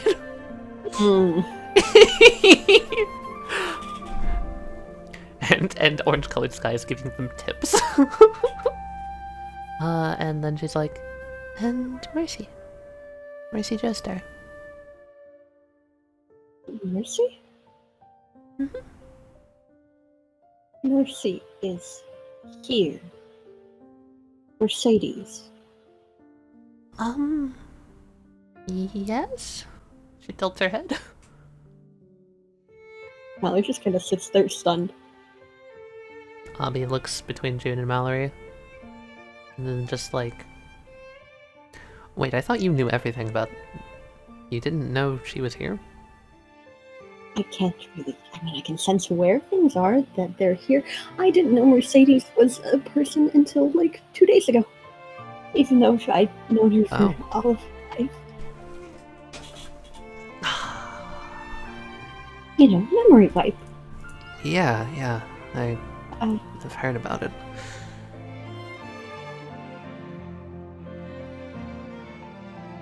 I'll be honest with you. She's my Heartbreak Wonderland. She looks up at her stand. It can guide lost souls here. Generally, they have to be people who have some sort of lingering regret. Or, in her case, well, it was about all I could get. Cameron, you've done more than you possibly could imagine for me. I'm assuming you knew her. She called me her aunt. And Jonah? There was also Aunt Mal.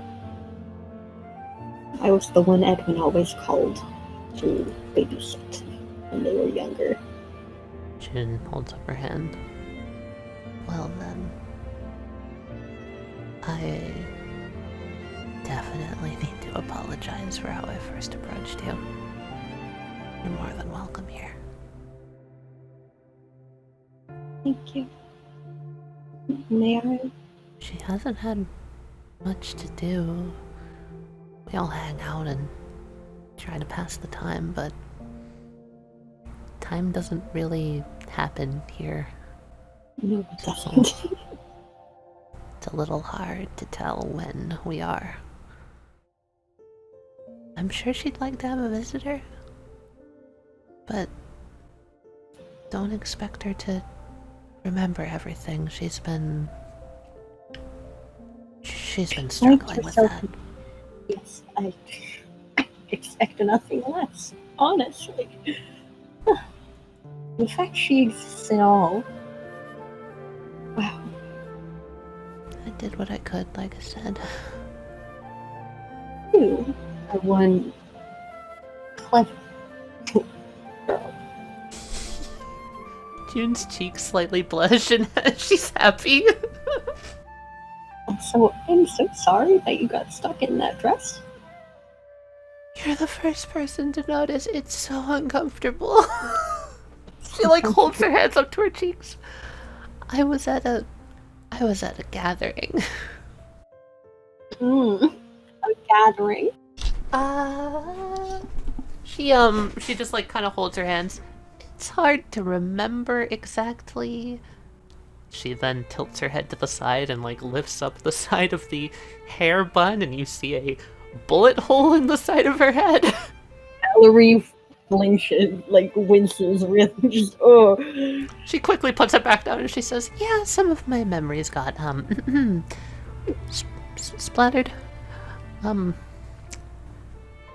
really know why, but I know I don't like it. But It looks uncomfortable. it is. And We've tried bringing things here. Unfortunately, it's not exactly the easiest to bring like cloth into Sanctuary. Rachel's insistent that she gets a makeover somehow. I might have a friend who can help. That would be really, really nice. Can help with a lot of things. I'm gonna say hi. Okay. Just, well, actually, I suppose you might not need me for this after all, but Normally, if you need to leave, I can let you leave, but... Well, if you want to leave the normal way, come talk to me. Alright. You go on. I want to talk to June a little. She's gonna sit down on the grass. I was just gonna stand kind of at the bottom of the slide. Mercy's back is to you. She's currently kicking her feet on the bottom of the... on like the side of the stair, and she seems to be like... There's the whirring sound of her like... messing around and tinkering with something, and then eventually there's just like a ping sound, and you just hear her like curse under her breath. Fiddling with watches again? Hello? Who said that? What? Oh, hello. Hello, Mercedes. You know my name? Why do you know my I name? do. Did you know you? I knew you very well. Oh. My name's Mallory. Mallory?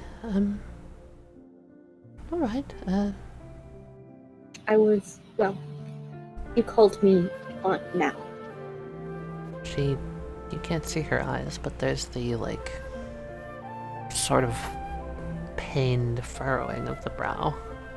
And I know you probably don't remember me, but I wanted to say hello while I'm here. Sorry. Wish I did. Well, I do have a question for you. What's that? I have a friend who is doing some more experiments with time, and Does he know how to fix watches? I'm sure he does. I've been trying, and no matter what I do, I can't fix this blasted old thing. He may be able to help you regain some of those memories of how to fix it. I feel like I should be able to, it's just... Oh, you were quite frustrating. good at it. I was? Mhm. I mean, I guess I feel like I was. I don't... Yeah. And I wanted to know if you wanted to help him with finding someone who's lost and has lost a large amount of time. Well... She pockets the watch and comes down the slide. Anyone who's lost a bunch of time? Well, that's just not fair. Can't have that happening. Sure.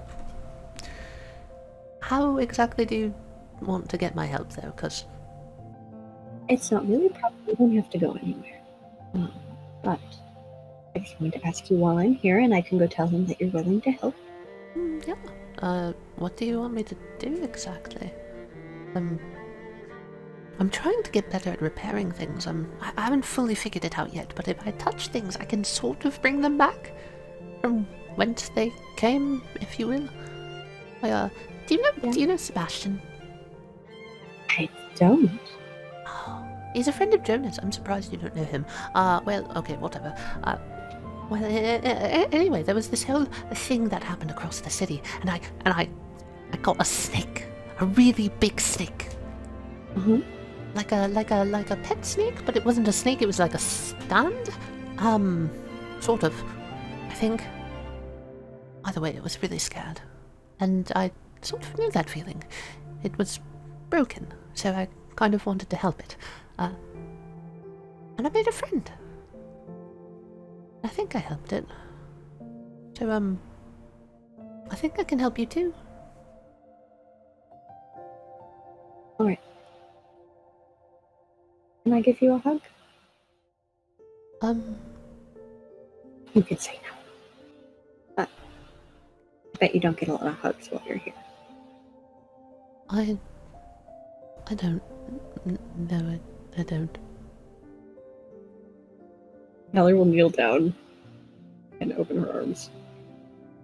Mercy just leans forward with her small, fucking, like, 5-year-old body at this point. Mallory just gives a tight squeeze. And then Let's-Go and stands up. I will be seeing you soon, little lady. Alright. It was good to meet you again, Aunt Ma. Mallory starts tearing up. It's good to see you and meet you again. She's suddenly hit in the head by a baseball. Mallory, full like one of you looks towards It just like donks off. You see Cole hiding back behind Kelly, pointing at her just like, she did it! Mallory shakes her head. And starts walking Mercy back. reaches down, grabs the baseball, and is just like, why you little... throws it back at them.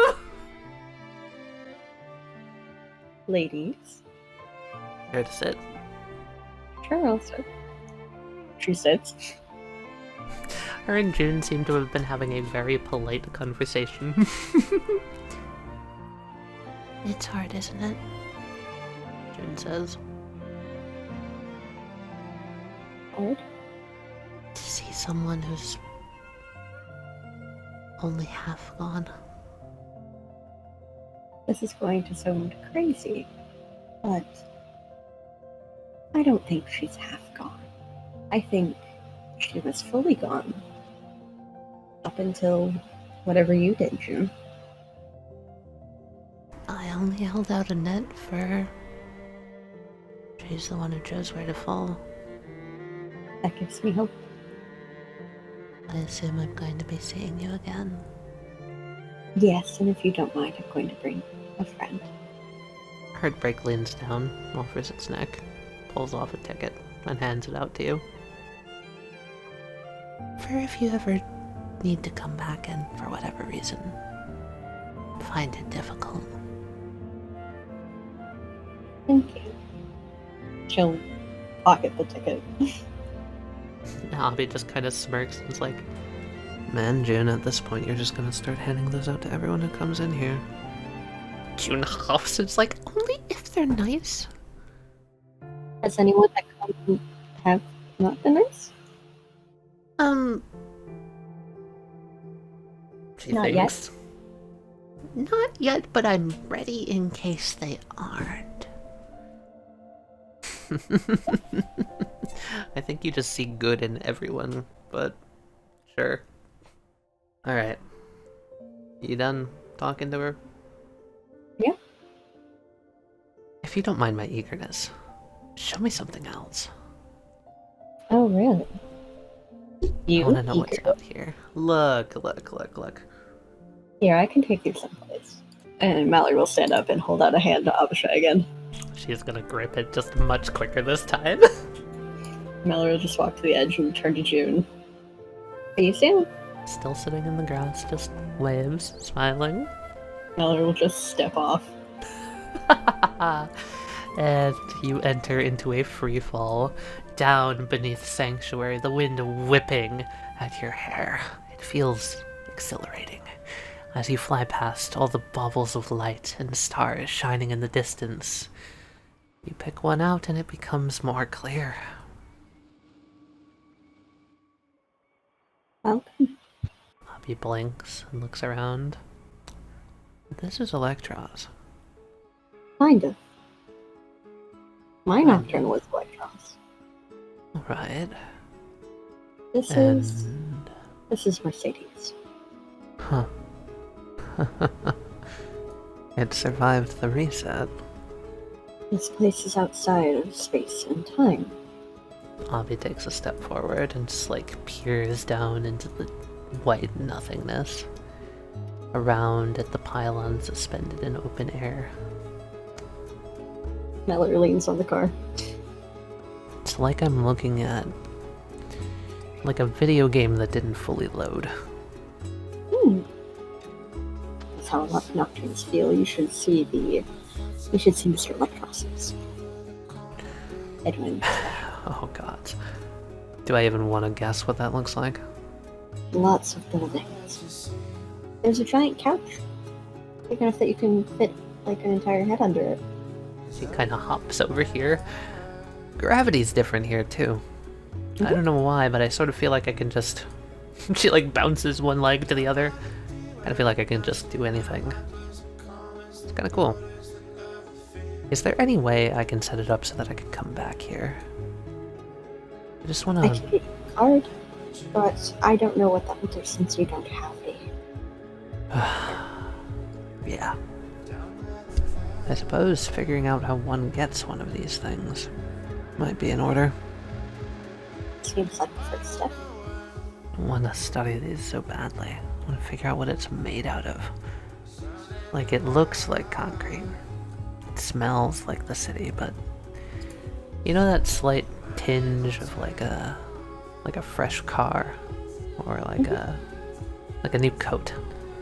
There's a level of artificialness to everything. It's interesting. Also, if you can just simply walk in between Nocturnes, that gives me a thought. Well, it just makes me worry that the arrows might not be as safe as we originally thought. Oh no, definitely not. Though, I will say, it's incredibly hard to get in here. Yeah, I only know 2 people that can do it. You and June. Well, you can meet a third. I Do would you know love what to. Gibson Anytime? How could I not? Yeah, good friend of mine. Nice. Yeah, I keep up on tech magazines and the like. I actually work for Gibson Academy, the Electros division. I'm a hobbyist roboticist. Nice pastime. I set these up. She like jangles her skirt. Circuit Very board nice. ingrained into solar panels. Lets me channel Haman, create shields, barriers, and arrows. I call it hard light Haman. Now, I must say, there's more I can tell you, but it requires that you keep things quiet. Not tell anyone. Not even Rachel. Especially not Rachel. She seemed to cross her arms, and she was about to say something like easy, and then you say not even Rachel, and she stops. That's a pretty hefty price. I feel like you'd only be asking me that if it was something really important. If Rachel found out about any of what I could tell you, she would have my head.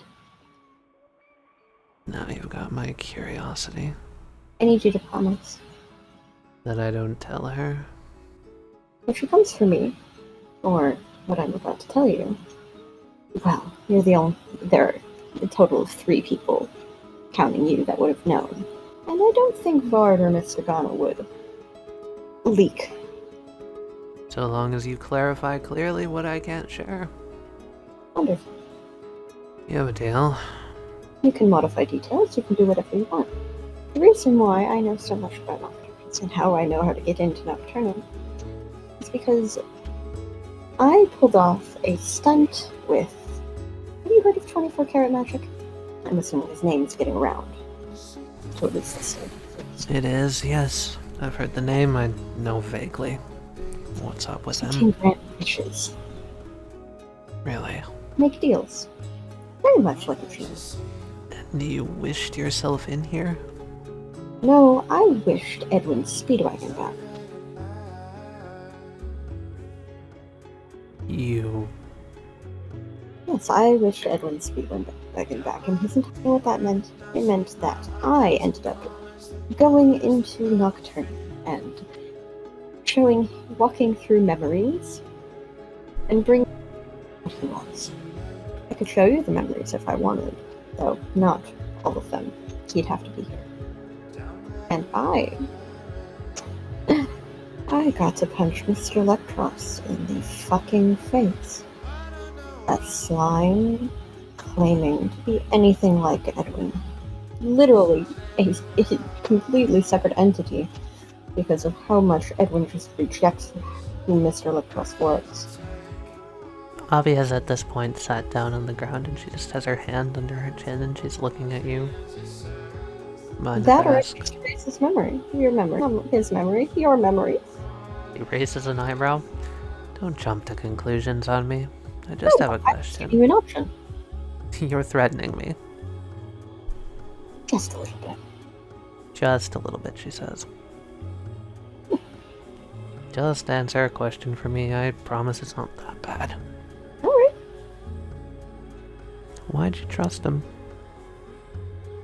To be honest, I was expecting Mr. Electros, and I was hoping that I knew that if he came back as Mr. Electros, I could have killed him, like, instantaneously.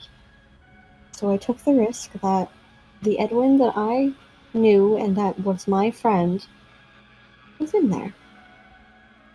And if he wasn't in the end, well, the only people who would have known are me and my friends. And you would have just taken care of the problem. Yep. Alright. I won't share. Okay. At the end of the day, your business is your business. And I'm not gonna judge. Specifically, if you were to walk through a Nocturne with the person who started it, it seems that you can go through important memories. So, for this place, if you brought Mercy here, she could theoretically take you to any of her memories that are important? Yeah. Okay. In the midst of us going through all of this, we did actually, I say saw Mercy's memory, and that is far from the truth because in all of the memories, normally, we weren't able to be seen. We were ghosts, we were observers, we were distant, invisible.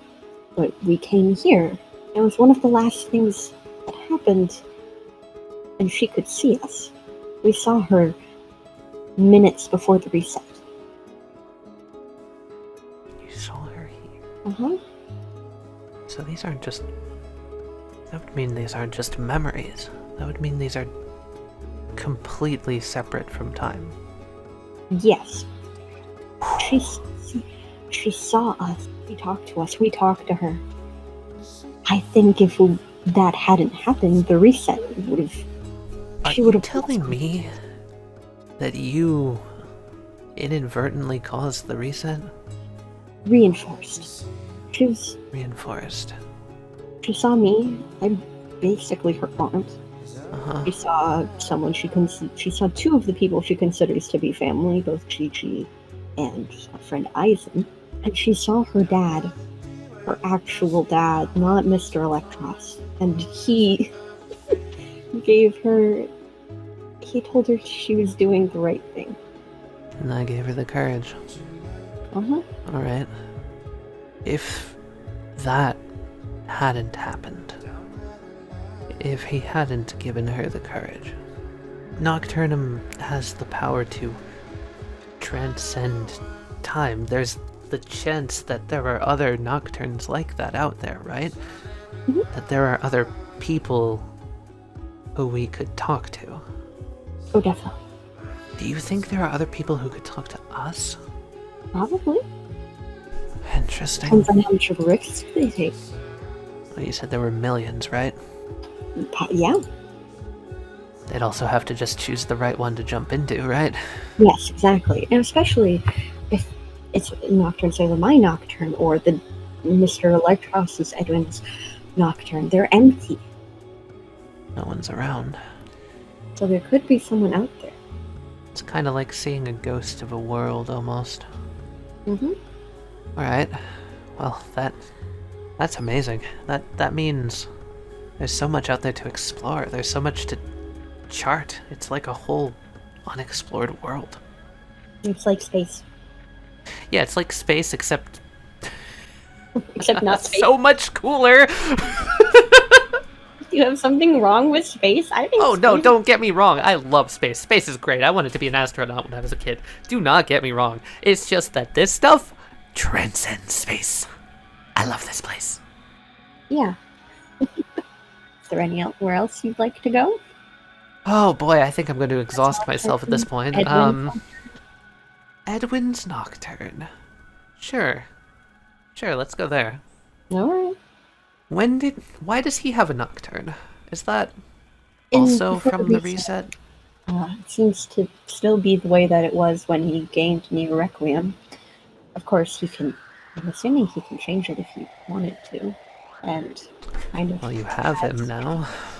Yeah. If we want to test that theory, I suppose you could just Also, bring him if you here. ever want to see Neo Requiem, Oh my goodness, stop, you are giving me like the researcher's wet dream right now. you should really talk to Gigi. I'm debating on it. Okay. You might be someone good to talk about this with. Gigi's a little crazy. I'm sure you're shocked. Gigi's trying to find a way to bring Mercedes. Ah, alright. He explains it better. I don't understand all of his sciencey terms. I can take a crack at it. She like cracks her knuckles, but I don't remember all of it. The kind of gist I got from it was he's trying to make a doll to like kind of embody Mercedes and going to like kind of, I don't know. Well, you don't have to explain the exact power process to me. His powers are beyond my understanding, but the basic concepts... Understanding. The basic concept seems to make sense. He's trying to harness what exists of Mercy and put her into something? I think? You were saying like a puppet, right? Like a doll? He is a doll. Okay, that's very mad scientist. He's like Frankensteining her. Okay. Yeah, and I asked Little Mercy in the Sanctuary if she'd like to help my friend find somebody who's lost and has lost a bunch of time. You were talking about her. I think it might be really helpful for him to be able to, see, and like, there's a part of Mercy's soul, and oh my god. Yeah, well, I suppose having something to work off of helps a lot. Like, we have our memories, and Goodbye to a World's power, and World's Requiem's power. I wish I could help better with this. I feel so completely underprepared. You see, I had access to a lot of stand-related artifacts. Had being the operative word. I don't have access to them anymore. Nor can I even call them artifacts anymore. What? The nightmares? Yeah. Okay. We're called the Nightmare Department for a reason. But I'm looking to find some sort of other venue, and she kind of taps the ground. Hmm? Oh, I'm friends with Cigarette Eye, yeah. She just kind of taps the ground with her heel, and she's like, "These seem close enough to dreams. I think the name can stay." I agree. Would you like to see one more? I would like to see everything you've got, but I know you've got a life. I have a life and a child. Though time is weird. My little just step.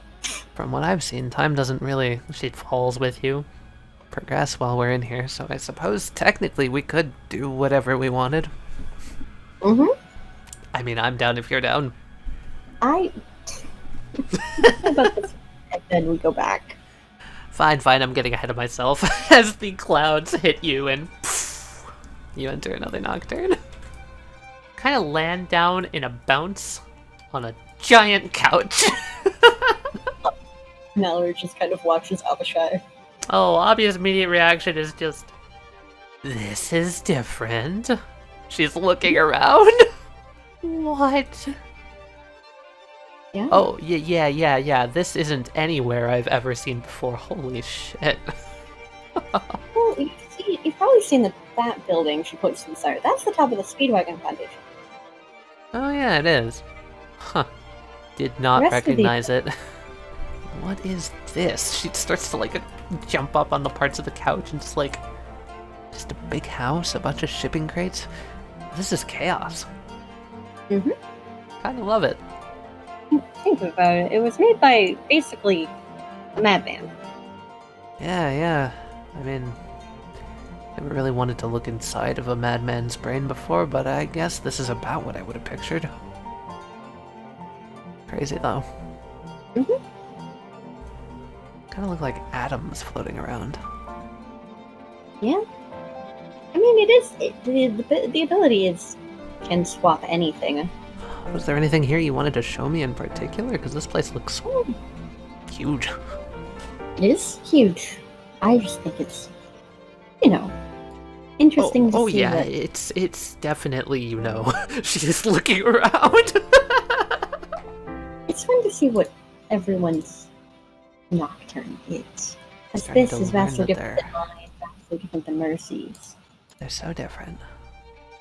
I thought there would have at least been some sort of, common thread, but this is Our common thread is the light cross. Yeah, okay. Alright. But then there's Sanctuary, which The is... Sanctuary is not even... We haven't really been able to figure out where Sanctuary is. June seems to think it matters, but she can't place it anywhere. It looks like a park. There's a lot of those. Yeah, it's kind of hard to just say random park. Yeah. She just kind of kicks her heels on the side of the top of the couch sitting down. I feel like an ant. Yeah. I think that's how everyone would feel. I tend to remember a story that Bagolji Riverdance told. Do you know Bagolji Riverdance, the musician? I've heard of him. Didn't know he was involved in this. Yeah, there was a story involving, a couch sort of like this one, something to do with his head being removed. That would make sense. The whole gang that went up to go against Edwin makes jokes about it all the time. They seem to really hold it over his head. No pun intended. That's very fair. I don't really know much about them other than I kind of knew Mercury. Abby just shrugs. They're good friends of Rachel's, so I kind of got to know him along the way. It's why I kind of know Mercury. It's because I worked with Mackenzie. Mallory kind of instinctually does the sign of the cross over her chest. May he rest in peace, finally. Oh, I'd like to meet them. I also know Jonah. I figured you'd know Jonah, considering the whole aunt thing. I haven't talked to him in 15 years. He's, changed. I can't... Stand. Yes. It's a whole ordeal. I've heard vague details. Bernard tells me. She, scratches the back of her head. It's really hard keeping up with all of this stuff when you are only half in the supernatural world. I bet. I feel like my head is spinning every day. Hard keeping up with all of this when you've kind of been technically dead for 50 years. Is that just a vampire thing? I mean, yeah, I also, fled the country for a few years because I was worried that Edwin was going to come kill my husband. Jesus Christ. That's kind of a bombshell to drop. You okay? It's been 20 years, it's fine. It's been 20 years, it's fine. Look, alright, I practically live. I work with the psychologists every goddamn day, and from what I've heard, if someone says it's fine, it's generally not fine. So what the fuck's up? I've been to therapy within the time. Okay, alright, whatever. Never mind. Look, I'm just this shit's hard. I know this shit's hard to deal with. I can barely deal with it. I think I'm just struggling with the fact of I can just reclaim a power to, delete people. It's suddenly gaining, a weirdly powerful part of yourself. Is that what your Requiem does? Yeah, it's got two things it can do. It can delete people, it can delete stands. Yeah. Cleanses a person of all stand abilities, and if they have a stand, deletes it for a time. I don't know if it's permanent. I never actually really used it. Can't say exactly know how it feels to have that much power. But I can say that... I appreciate it. You don't seem like the talking it out type. I give it the effort, but... Of course. That's kind of Rachel's forte. Mm-hmm. I feel like she'd have something great or grand to say about that. With me it just sounds cheesy. I think it would sound cheesy coming from her too. Yeah, but she likes to sound cheesy. I see.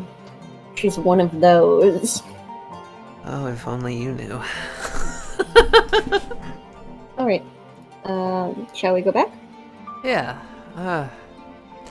Can we schedule a date in the future to, like, keep going through this place? Because Sure. I want to get a plan set up ahead of time. I feel underprepared. I feel like I could come here with, like, explorer's equipment, you know, some of my data, some of my computers, Yeah. that sort of thing. I don't know how well they'll function in here, but No clue, but I'd love to find out. Alright, yeah. oh, this is probably something important. We're gonna go back to my Nocturne really quick. Alright. Well, kind of my Nocturne. Oh, this is just a question that I have out of morbid curiosity. But say I didn't take your hand and I jumped off, what would happen? You'd be falling, and I don't know where you'd go. Oh, that's a question for another day. She kind of rubs her hands together. Oh my god. She'd just step off. You two both land down in the soft dirt of an intertwined Nocturne. This is your Nocturne, really. I think this is like, if you take two circles and you make a Venn diagram, there's that overlap in the middle. And this is the overlap between me and Edwin's Nocturne. They can overlap, huh? Apparently. Never had that happen before. It's the first time hearing about it, and I study these things for a living. Right? Yeah. You can see it's got the tree. Yeah, my tree. All those crazy nuclei. It's got a lot of cherry blossoms. I mean, it's also got a lot of gears. And this grandfather clock, which, you know, feels fitting. Really? I was gonna say it feels a bit out of place. But I guess you know you better than me. It's... Mercedes loved working on clocks. And Mercedes is very important to both of us. So I'm not surprised that the grandfather clock is here. That is funny.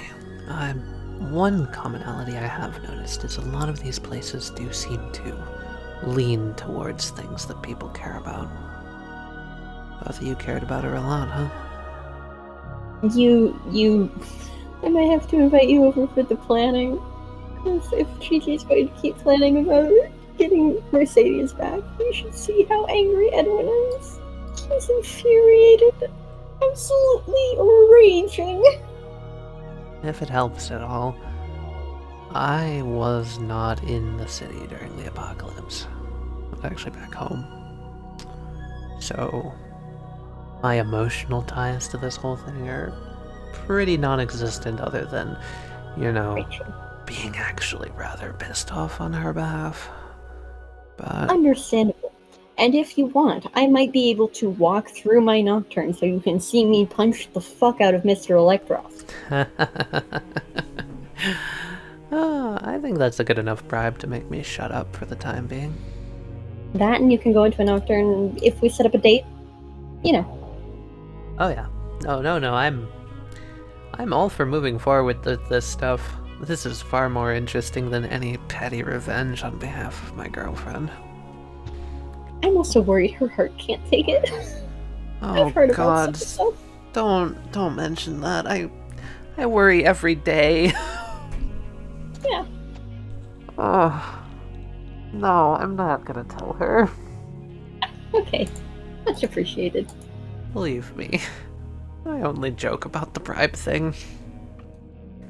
I know my sense of humor can be a bit blunt. It's really your tone of voice. It's very straight. You're the first one to call me that in a while. Shall we get going? Yeah, sure. Alright. Now we're just going to cut open a hole in space again. I'm gonna just say this from Franklin's perspective. Franklin, you see them cut open a hole in space, and then just step out. That makes total sense. Can I call you after Christmas then? Yeah, that sounds good. Yeah. What time are Let's see you if I- thinking of, you know, breaking the world and all of that? in the world.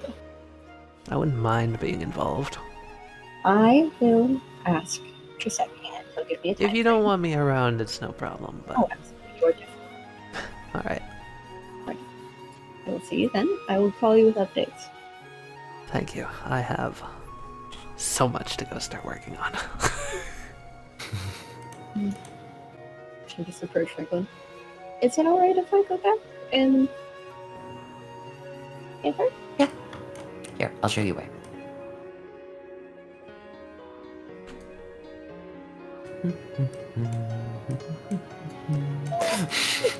Angie. You come in the middle of seeing a cowboy pull an actual full-on revolver and point it at your child. Oh my god! Yee! Don't worry, it's a hologram. Yee draw! Tucker puts up a little finger. Shut the fuck up! Ha! You just see it go Like you- pow! And just like smoke erupts from the gun. If it was an actual gun, she would have just been shot. Mother comes over, crouches down. Hey, Kozu. Have fun? Kozu nods vigorously. Jody looks up. Sakura gently, baps the Jody's forehead. Jody goes back to angry eyebrows. Bully. Mallory looks at Sakura, Kazakura is bully. Sakura bully.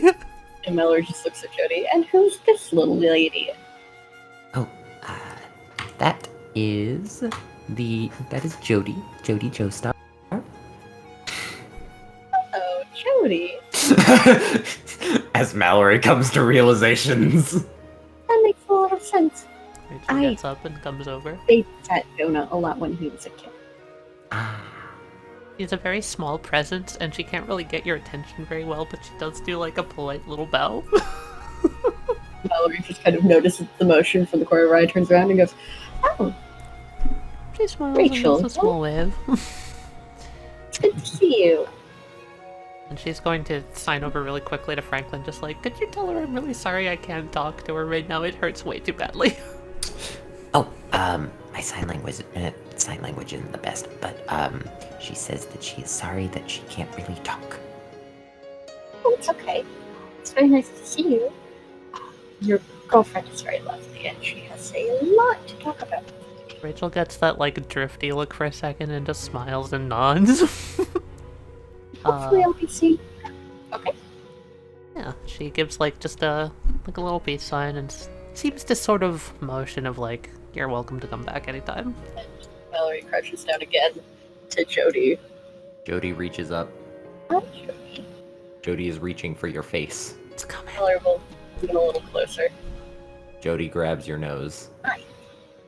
Nose grabbed. Get fucking added to the list. Sakura kind of gently tries to take Jody's hands off of Mallory's face. Because Sakura has angry eyebrows. You want to roll off? Yeah. Oh! Oh, escalation. She's spending her Yes. wishes all. No! Oh. Damn. Sakura kind of gives up and just tears up a little bit. Oh. Oh no. Mallory just gently removes Jody's hands. It's okay. knows? Yeah. And you know, Kazakura crosses her arms and kind of drops into Mallory's shoulder. Okay, it's nap time. I will be seeing you two. She waves to Rachel and Franklin. Rachel waves. Franklin's gonna be coming along back to the desk. Franklin, you notice Western Promise pouting, like, it looks up at you, and it seems to be, from your knowledge of seeing Western Promise so much, it's very disappointed that you did not take a gun and shoot the child. Nice. Also, as Franklin is going, as Kazakura is like over Mallory's shoulder or anything, a plant waves goodbye. Ah! Very kind of scared. Well, Mallory was just saying, Franklin, Yes. your last name's Valentine, yes? Correct. It's good to finally meet you. Huh? Franklin. I've known Vard for a little. Oh. And there's I'm sorry. It's okay. I just wanted to make sure that I was talking to the right Franklin. You are, yes. Stray Heart pokes up from behind Franklin. Mallory waves at Strayheart. Stray Heart waves. Franklin looks back at Stray Heart. You should have told me. And then Stray Heart just kind of like shrugs. Mallory's gonna take a very tired Kosakura. Very tired from fighting with Jody. That glaring for about maybe 30 seconds really tired her out. It's Yeah. a combative child. So we're gonna go a day into the future. Younger Mallory, college age, playing soccer. Current Mallory is just kind of sitting there off to the side, watching, kind of replaying the memory over and over, and always stopping right before a specific point as her younger self runs for a goal. And she just stops it and rewinds, and stops it and rewinds, kind of not letting herself see what happens next. And it goes on for a while, and she just sighs and then just lets it play as she watches herself slide.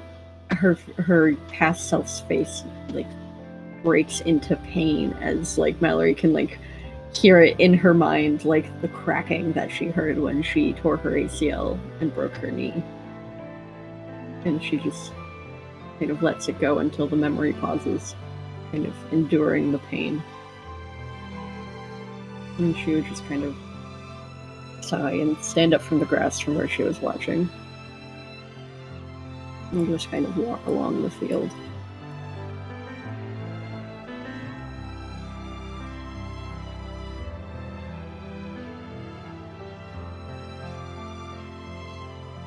And she'd keep walking. As you walk, the mists of Nocturnum, they kind of envelop you in a cushiony blanket. It's inviting. It's like they fall right into place, like a hole that was born into you is filled. And you feel this control over them. You continue walking through the grass, and eventually your footsteps that squish turn to footsteps which echo with the reverberations of wood. You find yourself in a hallway. Mallory kind of winced as she heard herself just screaming. And she just watched the kind of euphoria go across her face as the learning point was spent and the birds hit each one of her friends. And almost reflexively, she would hold out a hand for the strings to attach, and they wouldn't, but she would just kind of watch her hand and close it, just watching it, trembling, until she pulled it back and kind of pressed it against her stomach. She would just kind of take a step forward, watching all of them, and kind of just looking at herself. And just letting a single tear fall down her face. And she'd keep walking.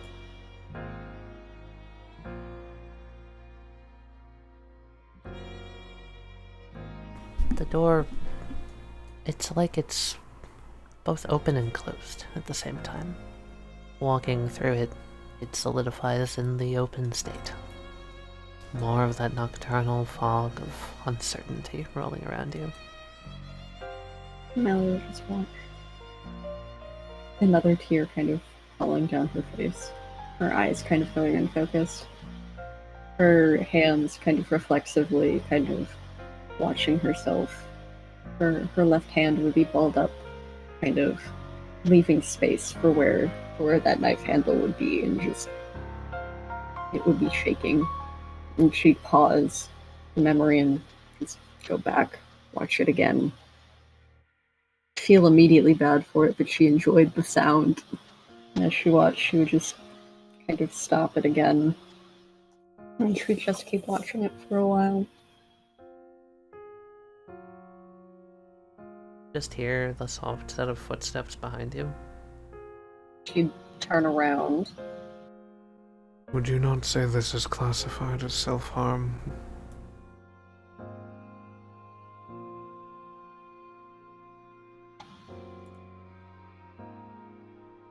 I'm sure it is. I don't know, I've been on this one not too long now. You're addicted. To what? This ability. Being able to walk through my memories? Being able to see what you want to see. In some regards, yes. And I don't think that's a bad thing. You missed me watching a soccer game. I used to be quite the player. Don't you have life to be recalibrating to? I do. Why are you in here with me then? I feel like I'm rather boring right now. Well, I was coming to ask if you wanted to still join me on that walk to the rebel base. And when I found that you weren't there, a simple ask around led me here. Oh? You come flying into my memories and drag me through time and space to try to fix me. Thankfully for you, I don't need to be fixed. Not what I'm saying. I'm saying since the second I walked in here, there's been such an aura. A cold, uncaring aura all about you. I can leave. It's easier to talk to someone who's actually there. What would you like to see? I don't want to see anything in particular. I just know that a friend of mine is struggling, and I'd like to know why. I will never understand why the universe chose me to place world-bending powers upon. I look at myself in these memories and I see how much worse I was and how little I have come. I think assuming that the universe chose you because you were the right one for the job, the only one for the job. No, I don't think that's quite right. After all, why would it choose me? If anything, I was the last person deserving of any of this sort of cosmic power. Just would walk towards herself, rewinding the memory once more, letting it play, kind of following every step Cassidy took. Edwin just kind of leans against this chair. Around behind the chair. I was so angry.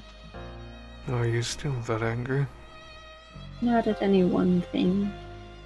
Perhaps I am sometimes, but Maybe I should rephrase that. Do you still blame me? Because I'm no. starting to realize that no matter what I do, no matter who I talk to, words that I say cannot erase this past. Words that I can say will do nothing to abide by the actions that have taken place. So I'll ask again, maybe a bit more clearly this time. Is there a part of you, no matter how small, that still hates me, Mallory? I think you misinterpret my anger in this moment. I never hated you, and that was the problem. I wanted to. I wanted so desperately to be angry at you for whatever it was at the time. Just kind of furrows his brow. You But I could. really? I could try to say it and convince myself, but deep down, I never hated you. What are you so hung up on? Yeah. Watch my face. Comes over. It's just closet in the moment where perhaps the heavy thud of Edwin's hand hitting the desk with the knife through it happens, and Mallory would just walk over. I'm so happy to hurt you. He looks at himself, the sheer shock, and a little bit of pain. Flash of betrayal across his own face. And looks back at past Mallory's. And then back at present. You missed me ruminating over taking over my friends' emotional states and puppeting them. I like hurting people, apparently. Never really knew why. And I hate it about myself. He just starts walking out of the office.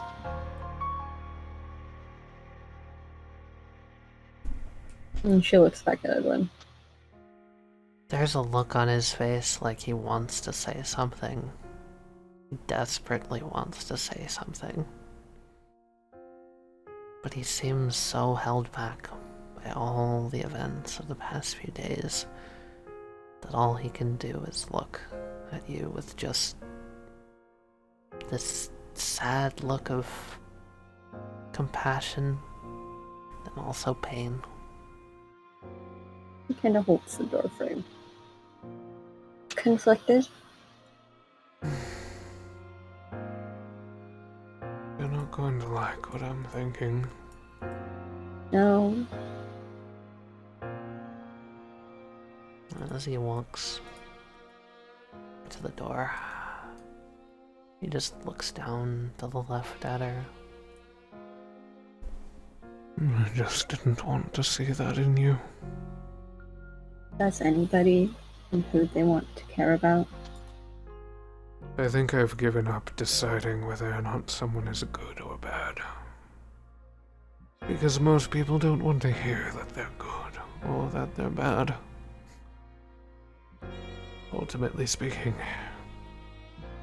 you are you. And even if part of that may be ugly in your opinion, He steps past. doesn't stop me from caring.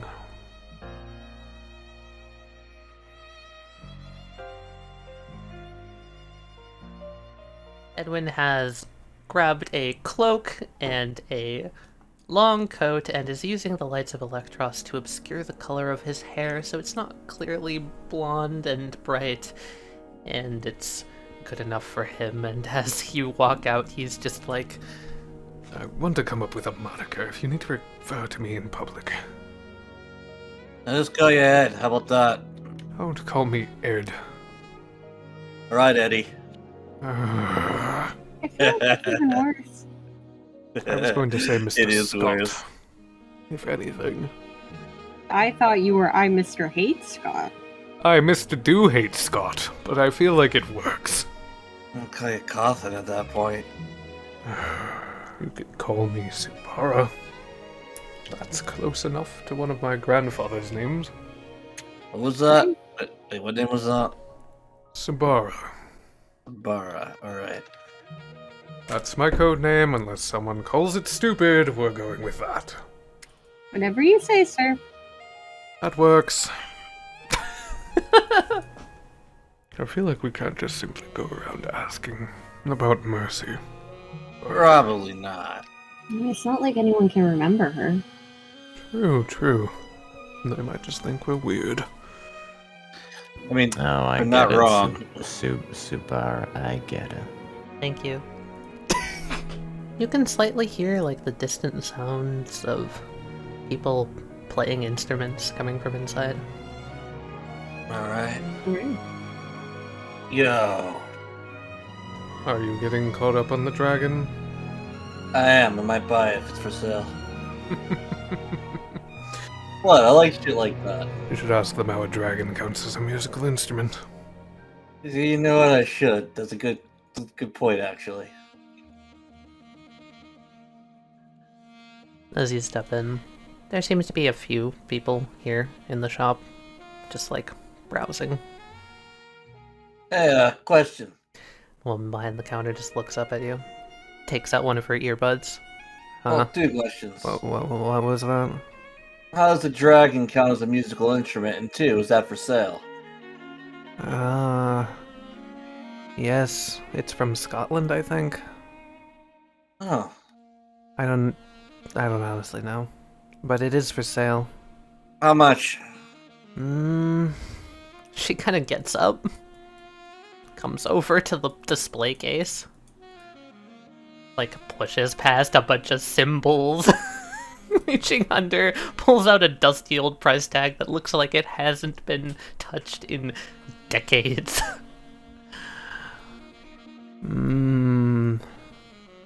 Solid gold dragon statue, Wind family heirloom.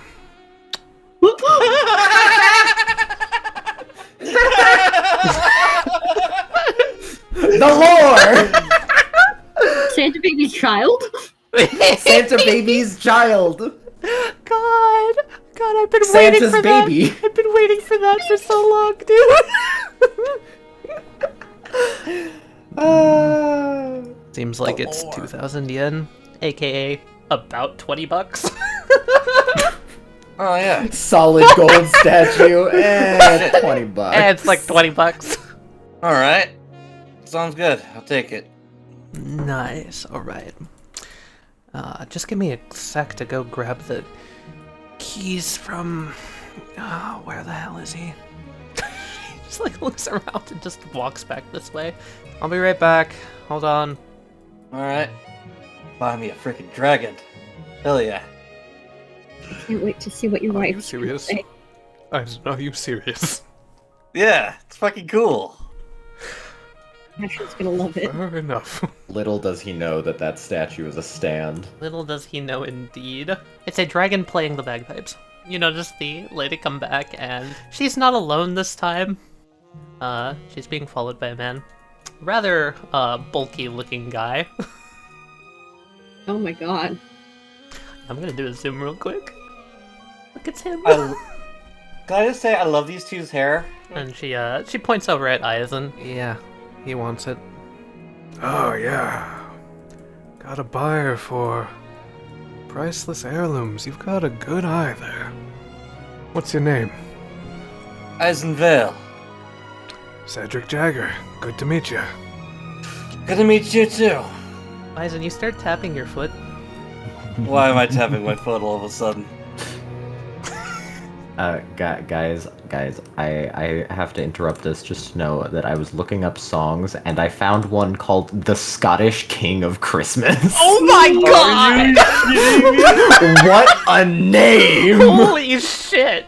That is That's so it. That's entirely it. That's fitting. it. That's it. That's it. And The Scottish King of Cedric is Christmas. gonna mumble as he's walking past, and you start like bobbing your head. Mallory, you too.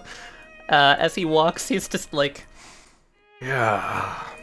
and he pulls a key out of his pocket. Got it from an old guy at a pawn shop. Called it the Scottish King of Christmas. You know, the man was really interesting. Sounds really freaking cool. Was a real-life witch or something along the lines with the way his nose looked.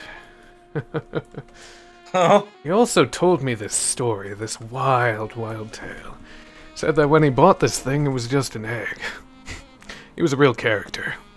But, yeah, I can ring it up for you. alright, cool. Actually, in fact, I've got a few customers I'm talking to. Lila, do you think you can handle this? Yeah, I got it. Holy Walk shit. back around. I just gained storyline relevance when it comes to another stand. He sets it down on the table, and just like there's the of like dust coming off of it, and she pulls up a cash register. And Cedric, before walking out, says to you, Eisen, I enjoy that. It's one of a kind. Well, thing's cool. Hey, before I head out, anything I can help you two with? Mallory would look to Edwin. Do you... how do I put this? There was a woman who owned this shop. Blonde hair, green aesthetic. Do you know where to find her? Does she still own this place? Blonde hair, green aesthetic. Yeah, you're probably talking about my sister. She never really owned the place, but I can tell you looking for her, That would be wonderful. Got a name I can give her? Mallory Sebel. Alright. And you? Mr. Subaru. Yeah, I'll be right back. God, Edwin just shakes his head. I've forgotten how to talk to people. You're doing fine. Shut up, you can't hear me. You're doing fine. And then Lila just like kind of snorts and says to Eisen, "Oh, the dorks." Right? I see people like that all the time in here. Like they just come out of their basement just to get like a guitar pick or something, and then go right back to practicing. Let me guess, right? That's their type? Something like that. Alright. Here. I'll be 2,000 yen, just... You doing paper or credit? Eisen pays in cash. Alright. Enjoy this, She's looking at you like she's never seen anyone, like, this fascinated by something so dorky, and she's kind of, like, eating it up. Got my dragon, I'm happy. Mallory leans up to Edwin. I'm going to regret bringing him here. I'm also going to regret it. Yeah, people say that about me quite a lot. Does that even work, or is it just ornamental? Don't test it. Don't test it. It might just break. I don't care if it works or not. I think it's awesome. My fucking money. I'll do what I want. Very fair. One of a kind. You hear from behind the desk. I wonder if I can animate this thing. After a little bit, you hear a door open, and you see Cedric come back out. Alright, you two. She's in one of the backpack practice rooms. I can take you to her if you want. Lovely. Alright, right with this way. We'll just drag them together then. Simple. Cedric's gonna lead you down here. I will say, Mallory, you would definitely remember this man, I think? Yes? Probably. Yeah, I assumed as much. Yeah. He's definitely gotten a little bit chunkier. He's not wearing as ridiculous of an outfit anymore. Still got the same tattoo.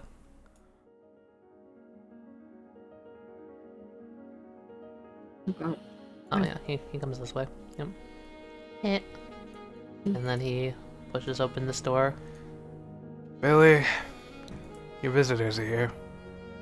And you hear the soft sound of a guitar playing a song that strikes a chord in your hearts and again fills you with this sensation. It's a weird feeling. It's longing, it's melancholy, it's nostalgic.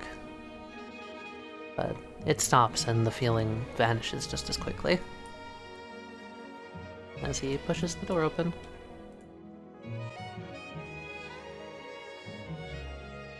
thank you. Billy just sets down the mandolin on the wall, and Cedric just makes his way out. And then finger guns at Eisen. Seriously, awesome. Glad you got that. You're gonna love it. Eisen finger guns back. Yeah, Edwin man. also More finger shit guns like on instinct. Mallory and Billy also finger gun. Oh, right. Edwin looks down at his own hands. Why? Billy just kind of sits down on the bench. You wanted to talk to me? What's the occasion, folks? Mallory would look to Edwin. Madam Jagger, is it? Billy's fine. You may not remember me, but quite some time ago, I came here in search of, well, on behalf of an orphanage, you could say. There was a little girl in your basement. Does the name Mercedes ring a bell?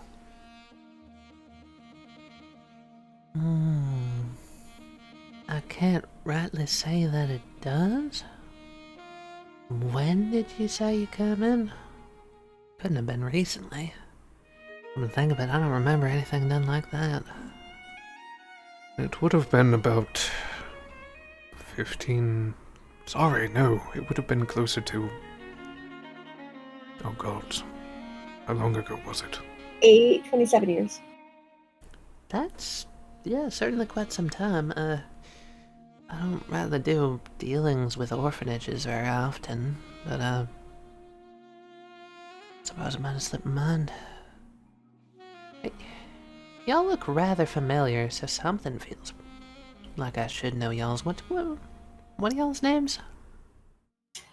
My name's Mallory. Sebel. Eisen. Scott Sabara. Well, in any case, I suppose I can just look around in the documents downstairs. See if I can't find anything. Y'all give me a second. Shouldn't take too long. I'll just be right back. Mallory remembering what she saw in the basement. Billy's gonna take a step by, and as she passes, Eisen and Edwin would both see the, like, very bright golden coin on a chain necklace around her neck. And she steps out.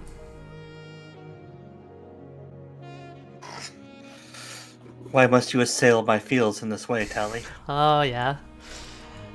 Because it's fun. Because Billy's fields are being assailed right now, dude. You know, it would have been good to bring Gigi along, restore some memory. Yeah.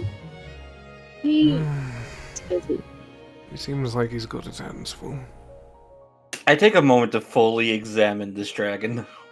Give me a brains roll. Yes, roll brains. Eisen, you look at the Scottish King of Christmas. You get this energy from it. Something about this thing is weird. It entices you. You can't figure out much, but there's this feeling. Almost like when you look at it, it looks back at you. No. This thing's gives me an odd feeling. Like, I might have to do some research into this thing's origin. Like it's a piece of junk.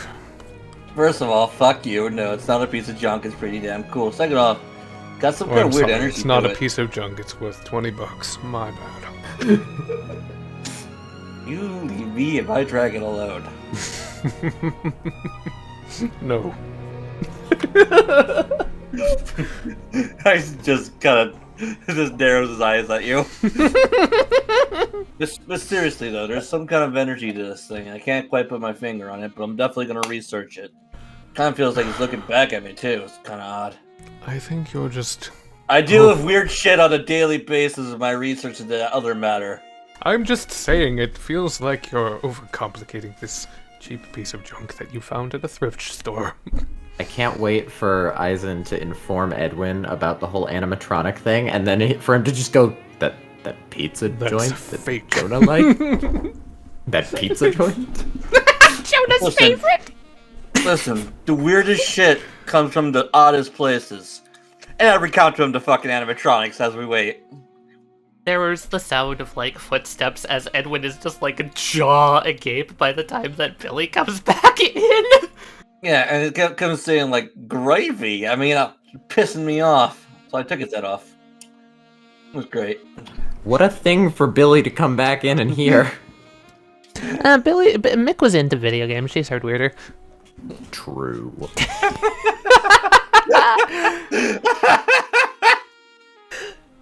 She sits down and she's got, like, a piece of paper in her hands, and she's just like, well, the best that I could find is a record of, contact, at least. It's like, it is a phone bill, you know. We get a lot of phone calls here. I like to keep proper order of who calls here, doing what, that sort of thing. It's crucial information. Makes I've sense. got one call listed from the foreclosed organization called Star Road. Subject matter's not clear. That's the only thing I have as far as a mention of an orphanage goes. Did that happen to be you? Looks at Edwin. Edwin just nods. That sounds right. Does it say anything else? I see, that's the thing. It's just a record of a call. Doesn't have a transcript or anything like that. Just sort of records the fact that a call did happen. So, I don't have any, like, documents, so whatever sort of adoption went through must have been on your end. If you've got all that and you're looking for that sort of thing. Right. Billy's cell phone rings, and she quickly picks it up. One second. I gotta take this. Hello? Billy Jagger speaking. Rebel Base. Sure. She hands it out to Mallory. It's for you. Mallory will take the phone. Hello? You hear on the other side a voice that speaks back, almost like kind of blaring your ears out. Please tell me it's the caretaker. Is that Mallory that I hear? Hello there! Is that Hello. you? Yes. Oh, it's been such a long time, my dear. What are you doing here? It's complicated. We're, As things often are. Do you mind if we stop by? Well, I've been looking forward to having a chat with you for quite a while now. In fact, there's someone here that would like to speak to you, my dear. Oh, to me? You, yourself, your collective, I'm not quite sure. Your collective, is that correct? There are a bunch of us, yes. I assumed as much. I can't quite tell. It's not like I can see through a phone or anything crazy like that. Yeah, no, you're not G2. If only I had such an ability. The endless possibilities that a phone call like that could attain. It's almost unthinkable. Are you available right now? Yes. Well, why don't you stop in and say hello? Alright, we can do that. Are you still downstairs? Not currently, but I can be. That works. We'll come down then. I look forward to seeing you again, my dear. It's been so long. Yeah, it really has. We'll see you soon. Ta-ta! Bye-bye. Don't dilly-dally.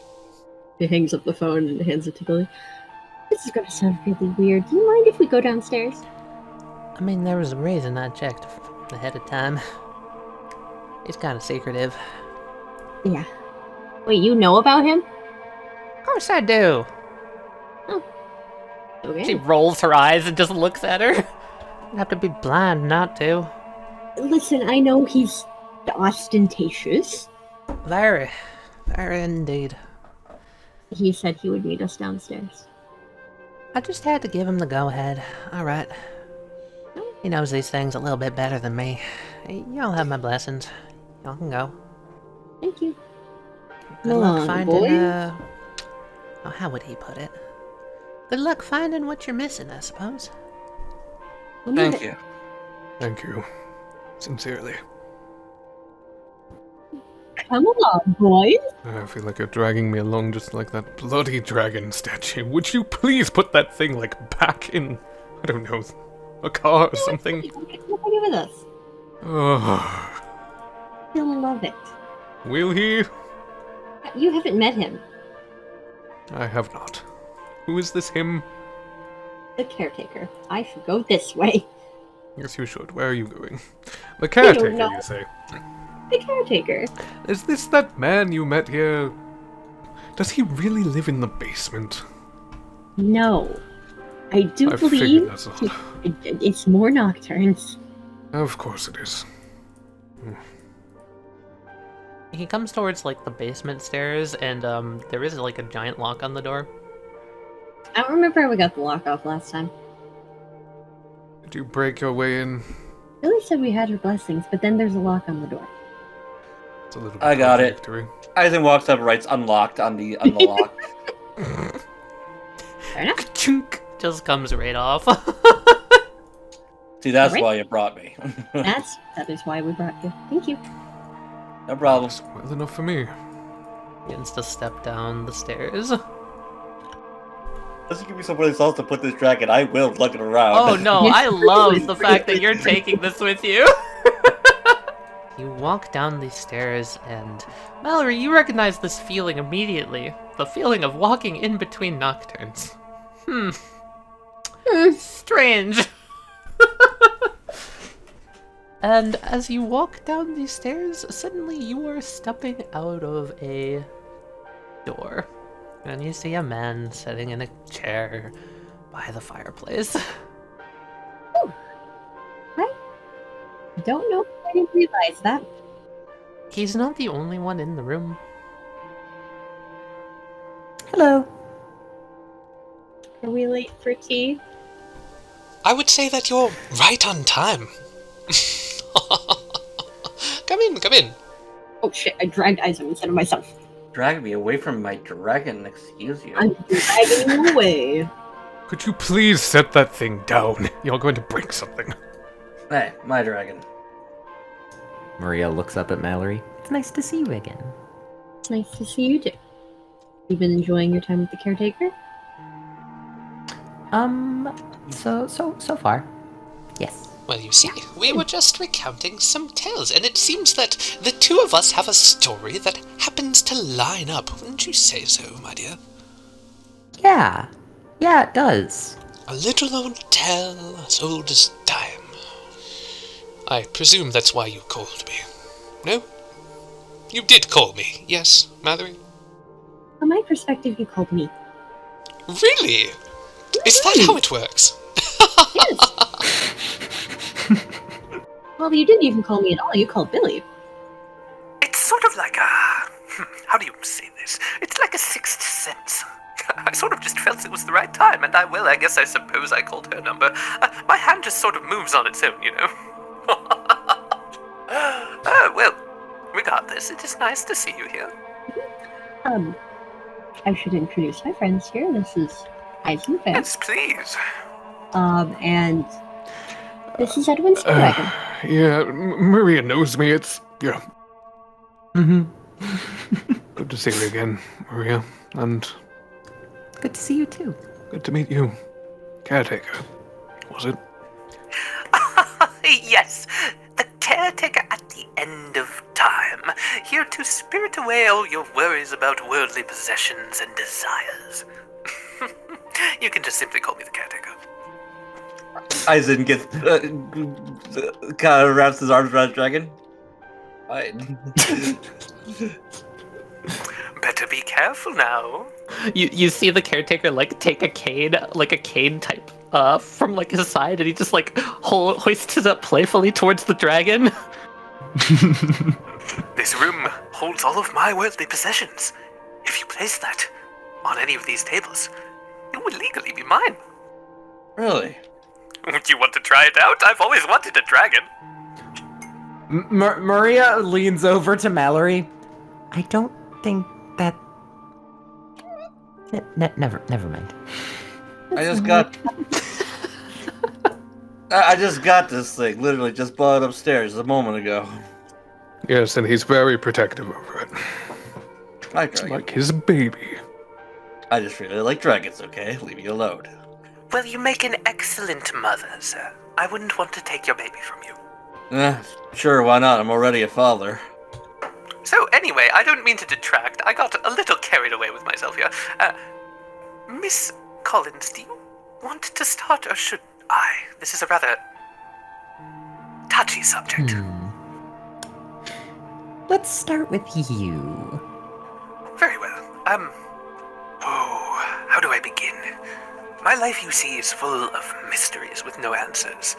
Riddles that pose themselves and simply wander away through another door, never to be seen again, scant remembered by my scattered and frazzled brain.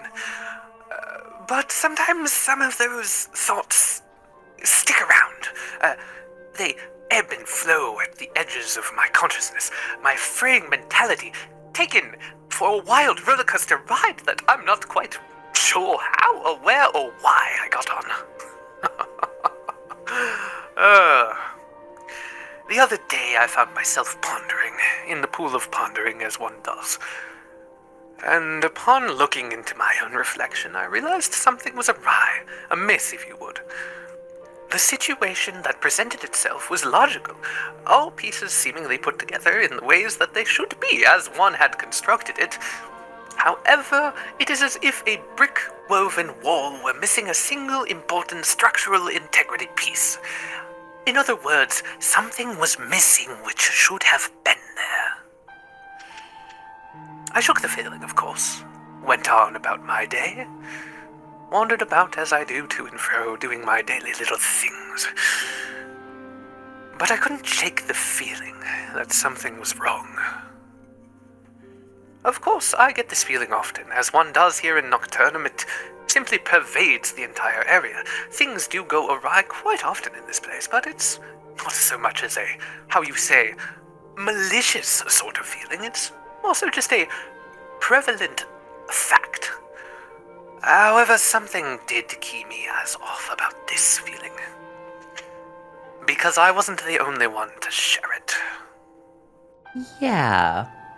I just kind of noticed one day that something felt weird, especially looking back. It all stemmed from one phone call that I was having that I stopped having for no apparent reason, which isn't like me. So then I started to look at other things, and a lot of things just stopped adding up. And, well, they all added up until, she looks at Mallory, that night. And then past that, things just kinda, sometimes they're wrong. You're talking about Mercedes. You wouldn't know who He blinks. it is. It's actually the reason we were at Billy's. A name to an inquiry. An answer to a question, perhaps? Please, say further. Mercedes, you two know about... Maria, you wouldn't know about what you said, I'm sorry. My daughter. She erased herself from the timeline, from the universe. There are bits and pieces of her left. That is a big ordeal. All of time? Working on it, yes! All of time. Oh my. That would make sense as to why she, looks at Mallory. You look different. I look different? Suppose I didn't ask or inquire.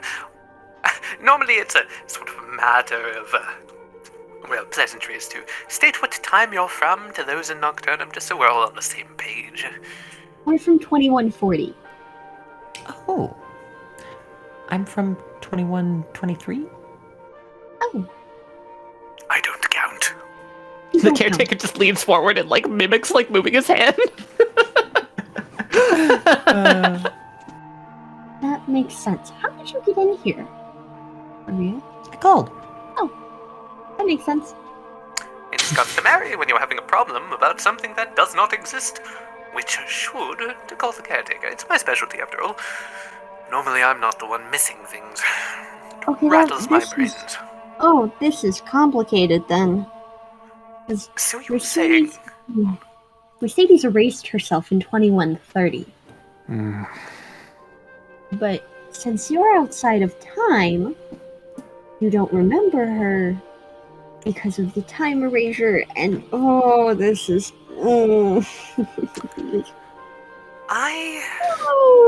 There are things that I remember. There are actions that I took which, after examining my psyche, make no sense for me to have taken. And there are holes in my memory. Like burning embers. Like the fires that itch at the edge of a photograph, threatening to encroach and erase all that ever was. It burns. It's not a pleasant feeling. Okay, this is really... It works out because we are trying to figure out a way to bring her back. Indeed. If I may say, Mallory, her sacrifice was ultimately, in every sense of the word, the fault of a man who took my identity, if you will. Me down a path which I have since rejected. A mistake that I hold very, very close to my heart still. Her sacrifice made our lives possible, but made hers never exist. Give me just a second. I'm just gonna step over here. I'm gonna call Gigi. Oh, if you want to use the payphone, I do have a coin for you. Oh. You're not going to get any reception down here. We I- are outside yes. of time and space. I should have known that. I've been spending a lot of time in Nocturne. Oh, it's perfectly all right. It takes a lot of getting used to. I had to get used to it. That a payphone down here is a 25-cent coin. Here you go. It's so expensive. He flips one to you. That is amazing. Bring. Here's the Bring. question. How would this work if he's also in Nocturnum? It would still call him. So these phones work on a principle I like to call the least destructible timeline principle, in which they call that a person which is most like, how do I put it? In a way that fractures the timeline the least. So it would call you in Nocturnum, yeah. So basically, it would just so happen to call the one that make the least ripples or anything. Yep. So, So the current... yes. Gigi, you get a phone call while in Nocturnum. That's weird. You've never had signal here before. Thanks for saying. That's weird. Not even when the portal's open. Just answers it. Just hello. Hello. How are you calling me while I'm in? Calling you for a payphone from Nocturnum in Nocturnum. Are you in Nocturnum? Yes, which is why this makes no lick of sense. I don't question it. I need you to restore some memories so we can talk this through with with an extra dimensional being and Maria. Alright, can you come get me, or can I come to you somehow? Get you. Looks at the caretaker. What's the best way for somebody in Nocturnum to get here? Oh, it's rather simple. Well, first, I guess we should ask this. You seemed to be linked to this place. Is he? Are you linked to this place at this point? That's a good question. How do you check that? You would feel it. To answer your question and make this a little simpler, I can just simply let him in. Would you let him in, Well, I can. Do you want me to? please? Oh, you don't have to say please, my dear. Although I You're gonna appreciate be let in. The caretaker comes over here and, like... you see the caretaker take a golden key out of his pocket and place it into the lock on this door. And then he turns it and pushes it open. And, Giuseppe, you happen to be near a door, I'm going to say with a plot point. And you just see a door swing open, and you see a man in a mask looking through. Hello there. One ticket to the disjoint quarter. Are you coming through? Yes, please. Hangs up phone. Take your time, take your time. And mind the step. It's a little bit of a doozy. Looks down. As you're stepping through, this door seems to be like a foot up off the ground in the wall. Jump boots up. The caretaker was going to offer a hand for you to get down, but sees you have your own way down. And then before you jump down, he's going to say, Oh, and I must implore upon you, it is pivotal that if you are to ever open a door here, that you close it. Just a simple request of mine while you're staying in my, quarters and all that. Oh, yes, I mean, that only makes sense to close the door behind you. That's just proper etiquette. Well, you know how some people are. Yeah, very true. He closes the door behind him. Well, it is a pleasure to make your acquaintance. I am the caretaker. At the end of time, welcome to my humble abode. Oh, so you're that person from the stories that she told. Indeed. So, please make yourself at home. Yes, let's see. You needed my help with memories, I take it now, was it? Maria and the caretaker cannot remember Mercedes, and it's kind of probably a little important that they do. I don't know if giving Maria back her Mercedes memories will give G2 back the memories. That's a good question, but I don't know the answer. You notice the caretaker sit up immediately, and you hear a sound in the room that's just like a... And he just sits up straight in his chair and he's just like, I told told you, it's like a sixth sense. Here it goes again. Oh, this is so much fun. You get to experience this. I'll be right back. I need to go catch that. And he's gonna get up and he's gonna come over to, he's looking around for the sound.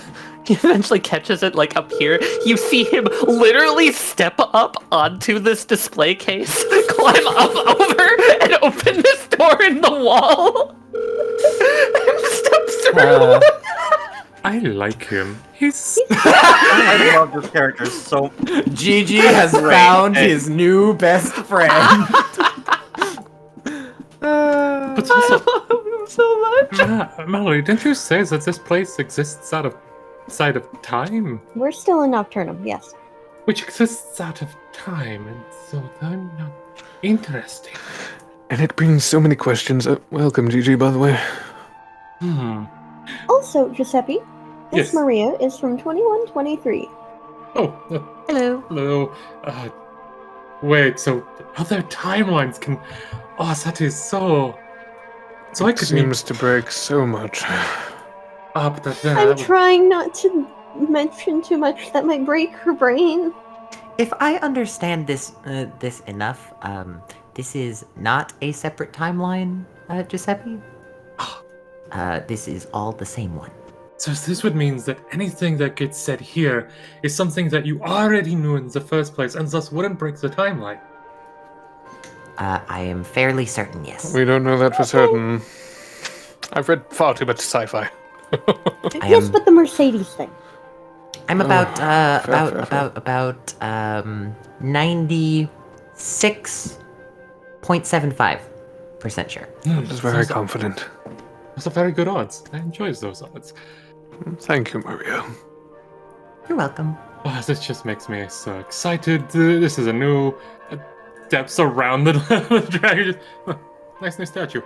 This just makes me so excited on so many fronts with time, space, and so many things I need to study now. Oh no, we let the mad scientist into the crazy realm of time travel. I mean, I've already been able to do that ever since I got... I know, but you look like a kid in a candy store. Yeah, fair. Very fair. After not too long, you hear this door opens over here, and you hear the boisterous sound of the caretaker's voice on the other side, and he's just like, I knew that something was missing. It really has been so long. Well, I guess relatively speaking. Time does work that way, doesn't it, my dear? and you see him just like enter in. Right this way, if you could.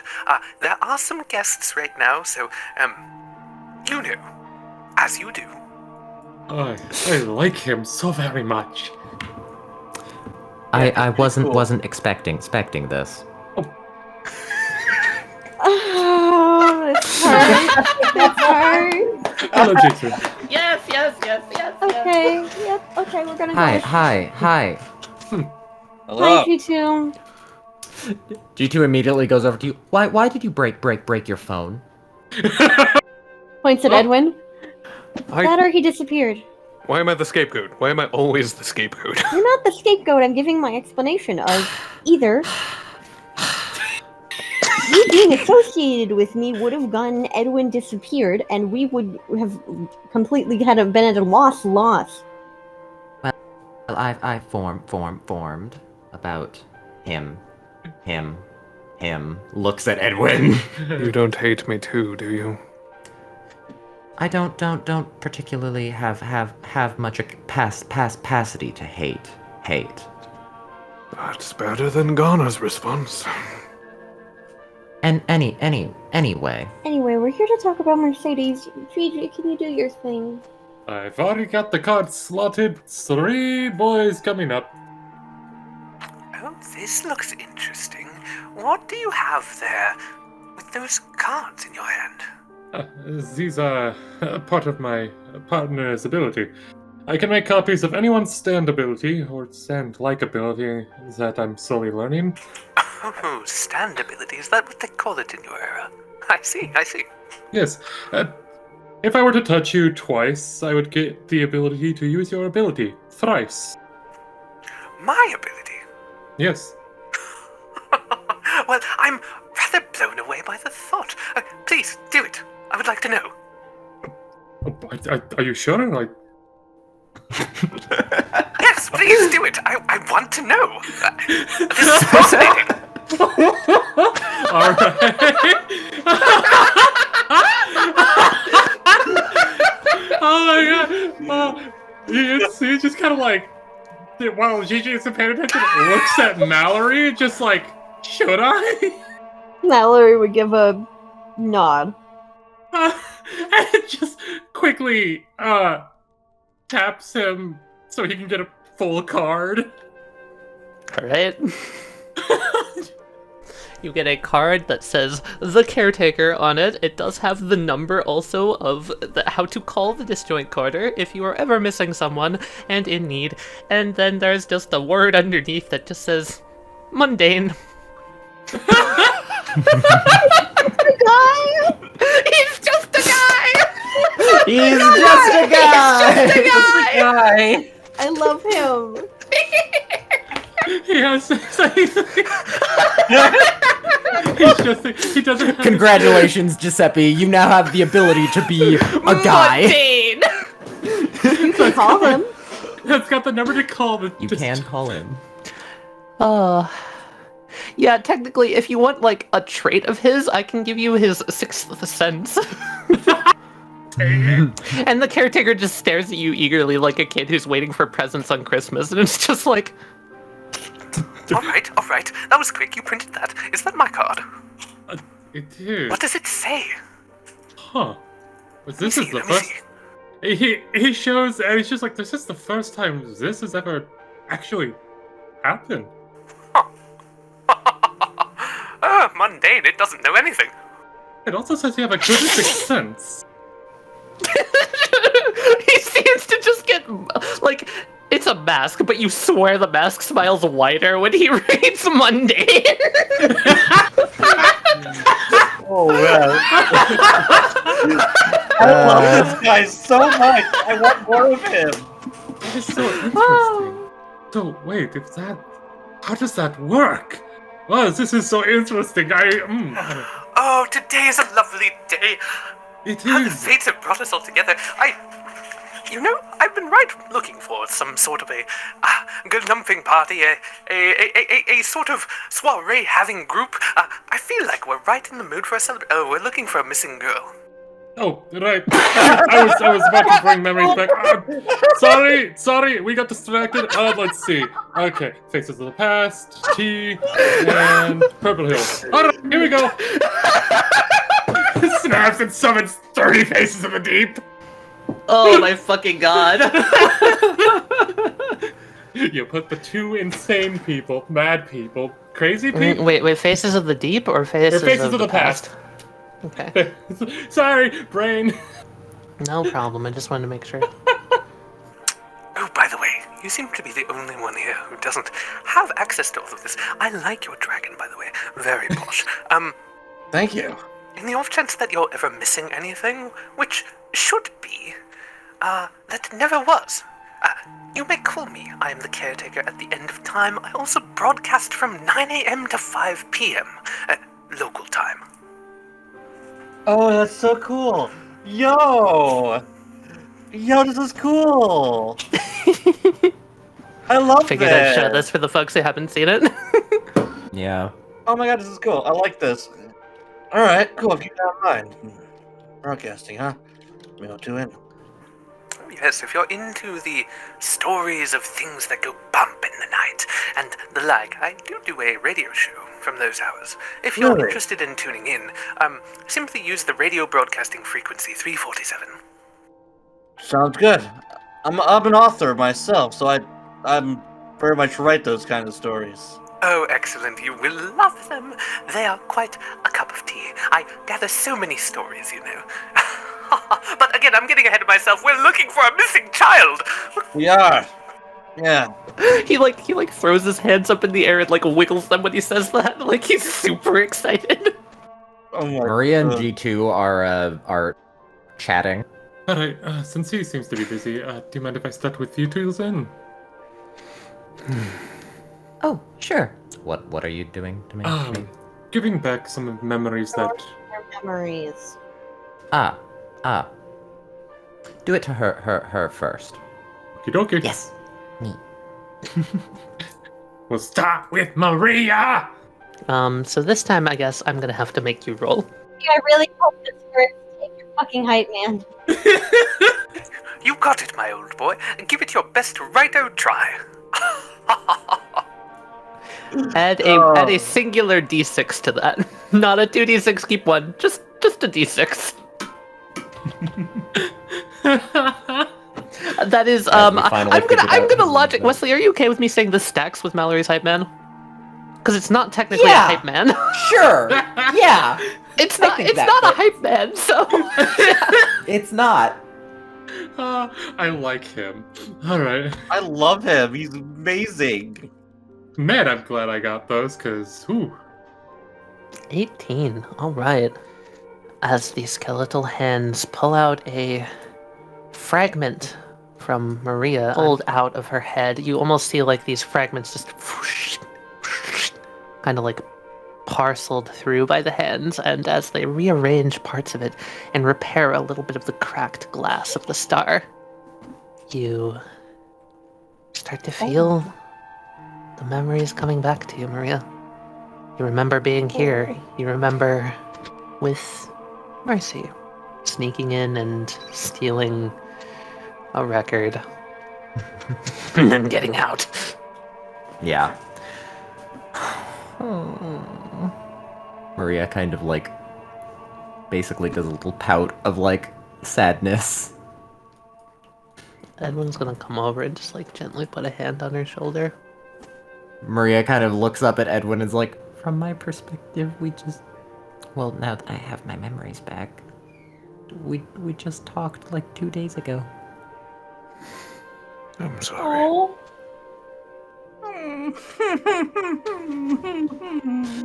Stop hurting the baby. G2 over here, just kind of like the human body isn't doing anything, and the wires are moving on her actual form, and then after a little bit, she just goes, "Nope, nothing." Nothing. Interesting.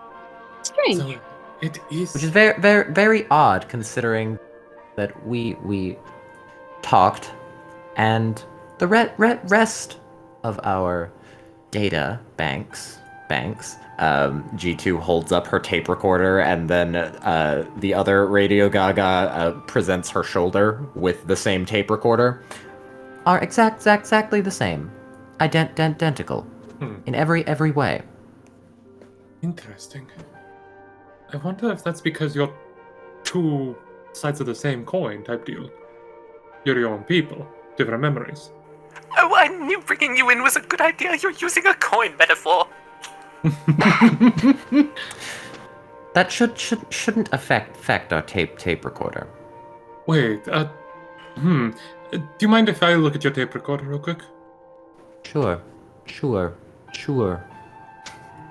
G2, slightly sarcastic, offers the tape recorder. He's gonna look to see if, like, where she was looking, if he sees, like, Mercedes. You know, kind of like that weird thing whenever Mallory showed him her before. Maria is going to help in a way, and the other Radio Gaga, like, kind of presents her shoulder, and Maria kind of just whispers to G2 a date and time, and then you hear the tape recorder, like, super quickly rewind of... Jesus Christ, that's so much fucking tape. Jesus Christ, how fast is that thing moving? And it goes back about, 20 years almost. Where all that tape is stored, you have no idea. But don't question it. They play them side by side, and while Maria's has the correct Mercedes dialogue, G2's is just kind of like vaguely staticky. I thought that was weird. Weird. Yes, it's exactly like whenever Mallory remembered her first. She remembered some first, and I was... What are you talking about? That makes no sense. This photo is blurry. Speaking of, does this photo look blurry? He shows the like a picture he took of Mercedes from last time we were in Nocturne. I can recognize that is Mercedes. I know of her because of Star Road, but I can't see her. Interesting. Do you All mind right. if I take a look, my good sir? Oh, yes. A picture of Mercy. He'll toss the picture over. I'm gonna make the caretaker do a brains roll real quick on something. The caretaker reaches through Radio Gaga. I'm gonna have him roll a little bit of a brains roll plus a little bit of a trait. G2 kind of mumbles, I'm only using this human form for his benefit. I figured as much. Peculiar. The photograph. It's like a burning memory in my mind. Like I both see it and don't see it at the same time. As if to observe it were to defy the laws of physics, nature, time and space itself. Fascinating.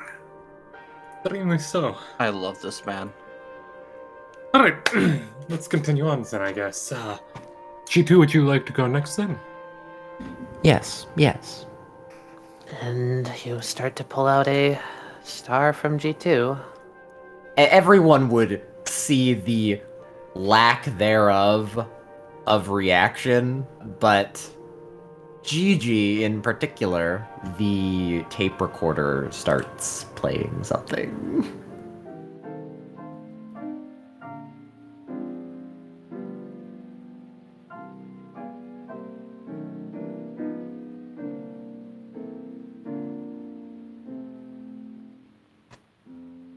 Mallory would probably recognize the song.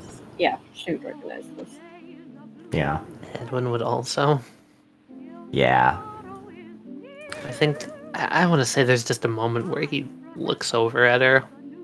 Mallory's just kind of bouncing there. Everyone stops to listen. And the caretaker has no fucking idea why they just all went silent. He can't hear it, can he?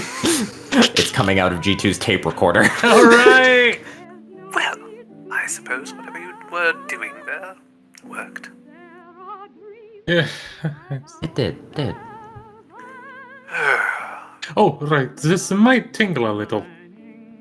Oh, a tingling sensation. When, where, and why? Or are you doing it to me? Yes. Well, go ahead. You have my permission. I'm curious. Alright, that's all I needed. But by the way, eventually G2 would stop playing the song once she realized she was playing it. We can still keep it playing just for like the atmosphere and everything. I am just gonna note that though. You start to pull out the shards and you see something. Oh God, do you see something? My word, you are a big dreamer. My mother always did say that the future was bright, if you wish for it to be. Got to keep those thoughts in mind at all times, my friend.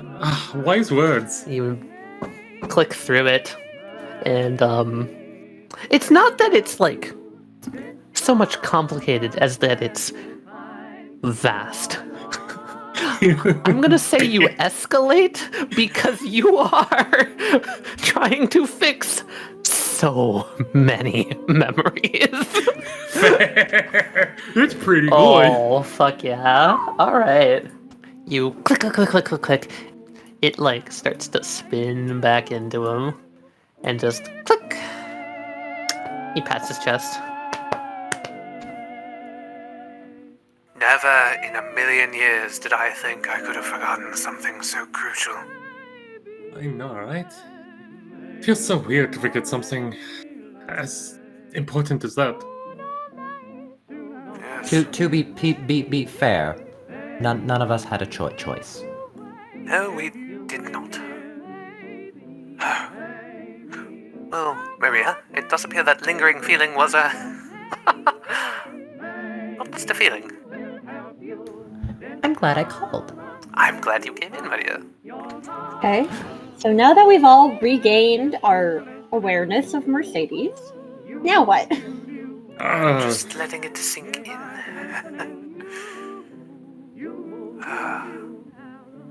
That's a good question. I was... It still burns quite a little bit. I'm sorry, I'm musing on the feelings. I'll let you postulate. I was going to say, before I came here, I was just trying to find and make copies of memories and everything to use in the idea. It's been a slog. This place is a vast place. Did you tell them about my crazy plan? No, they didn't know about Mercedes, so I feel like we should have started there. Now we can move into crazy plans.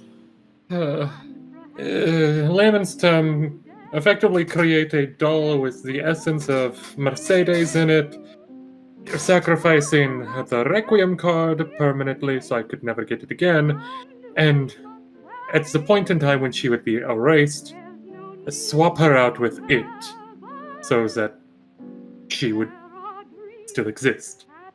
It would be the doll that gets erased, thus hopefully not tampering too much with the timeline, if at all. Mr. Giuseppe Gibson. No, please, my friends call me Gigi. Well, Gigi then. Apologies for being so formal. Pardon me, but mind is frazzled. Lots of memories are flooding back to me. It certainly did sting, my good sir. Thank you for the warning. No. What I was saying is, you might want to consider this situation. I've been in this sort of deal for a while now, and I know what does and doesn't affect the timelines. You may want to think of this as a rather large operation of brain surgery. Think of time like a large brain, and you're trying to find something and, say, fix a blood vessel within. If you just simply punch a hole in and pull the blood vessel out, why, yes, you'll get the blood vessel back, but the brain itself will be destroyed. So you're saying that this isn't... I'm saying while it might get Mercy back, I fear that such an approach might create friction as you pull her out. That's why I thought that the doll would be useful on that, but if that's not enough... I see where you're going. I would suggest starting smaller. Okay, wait. What if... this is based on something Mal said. When you explained how you talked to the people in the sanctuary. What if we cast a net then? Every instance where she would have used the power to do something that would slowly erase her from time, we catch every one of those fragments, replacing it with a copy fragment, and thus slowly over the time rebuild her? We have the ability to theoretically find the points in time with our connections to Nocturne, no? We just require a little bit of searching. Do you think that would be a better approach to it? I certainly think it would be safer. All things considered, we still don't quite know where she went. After all, you all have all the time in the world. What I'm hearing is that instead of trying to replace, we should just find what was lost in the first place. Yes. Because your plan is far too complicated. Maria kind of giggles and says, "I wasn't gonna say it out loud." But, don't worry, G2. You're saying what we're all thinking. That's Gigi for you, full of bullshit, overcomplicated plans. I think it was a great idea, if I may. But I am also the one who did a lot of stupid things, so maybe you shouldn't be listening to me. It comes a vampire apocalypse, alright? Shut up. Shut up. That is water under the bridge at this point. Doesn't mean I won't give you shit for it. You bought a dragon with a Scottish bagpipe. Hell yeah, I did. Thing's fucking cool. It might be down memory lane. And to do so, you would need to go through Nocturnum. And it just so happens that Nocturnum, well, it functions in fascinating and bizarre and wild ways. What I'm suggesting is you might need a guide, and I might just happen to know one. Yeah, sure, come with us. Cut to the chase. Oh, you immediately understood my meaning, good sir. Thank you. I will cut to the chase. Oh, you are all bright. I love it. What a bunch of twinkling stars you all are. God, I love this guy so much. I was gonna say we should bring Avishai. Alright. And I need to go talk. We meet back up here. How are we supposed to get here other than walking into Nocturnum? We call. That's how I got here. Did you not see? Oh, my good sir. Here you go. I normally do my introductions to everyone. I must have missed you somehow. Here you are. The caretaker at the end of time. Just simply call. I also broadcast 8/5 local time. If you want to catch my station, just simply tune into 347. Oh, Yes, he does that to everyone. I was going to ask. Thank you. Edwin, I'm going to warn you. We can't do this without Jonah. I figured as much. He wouldn't let us live it down, and he would probably. No, I know he wouldn't. And I think we're better with him. I want to meet this Jonah guy anyway. He's a good kid. Right. He's a good kid. Mr. Caretaker, could you give us a little time to figure things out on our side? Well, like I said, you have all the time in the world. I'll always be here. So go on. Figure out what you need to figure out. And then just come a-calling. Oh, trust me, I'll probably call her every now and again. Tea time sounds lovely. I'll keep the kettle hot for you. Oh, lovely. G2 and Maria share a look. It's like there's a conversation there for a moment. And G2 says, Now, caretaker, please put me back at the exact moment that I left. Not a second to spare, my good Maria.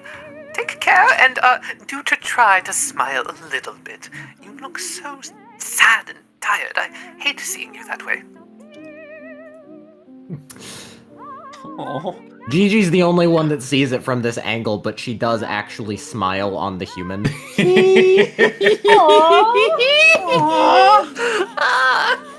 God, I love this man.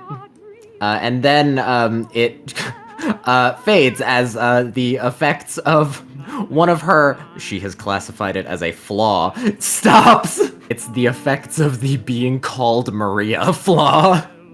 She considers it a flaw, technically. Gotcha. And she goes through the exact second that she left. Can't miss a second of work, can we?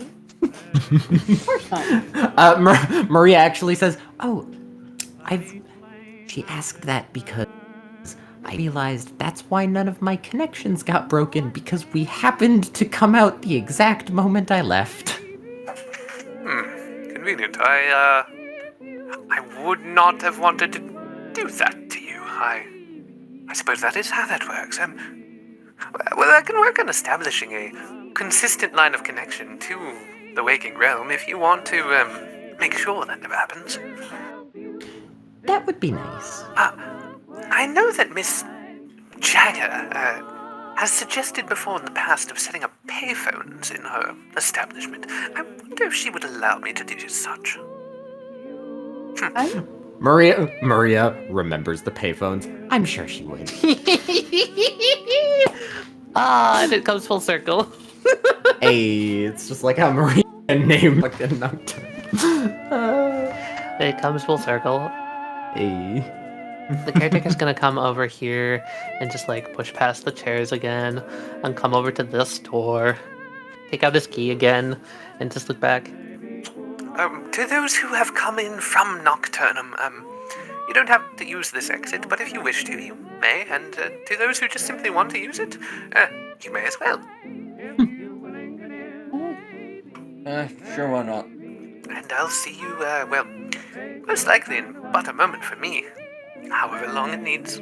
I have the dragon in one arm and hold out a hand for the caretaker. It's been a pleasure meeting you. You as well, Master Vale. Enjoy that priceless heirloom. I most certainly will. Mallory's gonna hold out her arms for a hug for Maria. Maria will indeed give Mallory a hug. Mallory's just like whispers in Maria's ear. I know it's been not that long since you saw me, but it's been a while since I've seen you, so it's really nice. It's okay. I know I'm not there. K2 is great. I hope so. I think you'd be very happy knowing what she's done. And that she's still stuck with 25. She smiles wider. That's so cute. Maria, Yes? what Mallory said, I'm not quite as good with physical contact, but She holds out her hand for a handshake. that'll do for me. It's good to see you again, and You too. if it's not too much trouble, I think your father would like to say hello. You should bring him next time. I will. Should I surprise him? Does he like surprises? I can't quite recall. In this case, I think he'll like it. All right. Well, take care of yourself. I will. Maria's gonna use, let's just say that this singular door is the correct one for Maria. Yeah, that sounds Let's good. just say that. I would say it was Yeah. already all prepped. Yeah, it was ready. It was ready. Caretaker was right there for a moment. Yeah. I can't help but feel you're all leaving so soon, and we've only just gotten back together. But you will stop by again soon, yes? Yes. Good. Okay. I always love a good story. I'm so very curious about how this place works too. The doors connect and he connects them. You need to talk to Abishai. You know, if you want to come in here and pick my brain about it, or if this Abishai person wants to as well, I'm more than willing She to would have chat. a field day with you. I believe a field trip is in order, yes. A field trip throughout Nocturnum. Do I have any takers? I've been wanting to show this place off for so long. I should go get my notes. Hold on. I've got a sapphire cat around here somewhere. Where is it? Hey guys, I think Tally poked through the caretaker. Shut up, Wesley! He is literally my joy of GMing this personified. Yeah, accurate. Oh my god. So cute. The caretaker is perusing around, looking for his safari hat. Pulls it off of a hook on the wall, places it on top of his current hat. There we go. Do I look the part? Yes. You don't sound so confident. That makes me confident. It caught me off guard and I love it. It means there's room to learn. Now, go along. You don't have to wait for me. I'm just going to simply be bumbling about. Yeah, so weird. Take care. You as well. I am still so very curious. Basically, as you walk out, you just hear the caretaker go, Friends, it's good to see you again. and then the door closes. I love that. Me and Tally had the same idea. Same idea, same hat. Same hat, the one the caretaker just put friends, on. it's good to see you again. Yes. Yeah. Oh, I love that. Oh man, I love this extra And dimensional Wesley, do we being. want to do the announcement now? Because I feel like it's time. Yeah, go for it. Ladies and gentlemen, Wesley and I are... It's me. Yeah. I'm that name. we've decided that we're going to be co-GMing the disjoint quarter together. Yeah. Ooh. So This is this gonna be fun. series will pick up So imagine this, but eventually. like way more. Like a whole campaign of this. Yeah. With the Search for Mercy. Wait, so what I said, we're basically just making a whole campaign of all these side That was always the plan. Has always been. It was always the plan. It has been the plan and is always the plan. So there was a little bit of art today. Not too much, but I do want to post it. The first thing that showed up, we'll do the thumbnail, because I'm really proud of this and it took a lot of work. Thanks for being on this little, like, Edwin, Mallory, Requiem, Nocturne, total craziness, like, 3-shot. You hooked us into a whole new campaign. Thank you, Tally. I'm glad. I can now share this. I've had this campaign in mind since, like, episode 10 of Starboat now. I've known about the caretaker and all these guys for a while, and I've just been kind of sitting on this whole Nocturne stuff, waiting for the right time, and here we are. It's now. We're here. We have made it to the good stuff, TM. Yeah. Here's Anissa. She's no longer old. She's no longer old. Here's this. I think I posted this before, but I want to post it again because it showed up for the first time here. Yeah. Oh, also, this To Be Continued song that was used originally in Worlds Apart has been the To Be Continued song that I wanted to use for Disjoint Quarter for quite a while.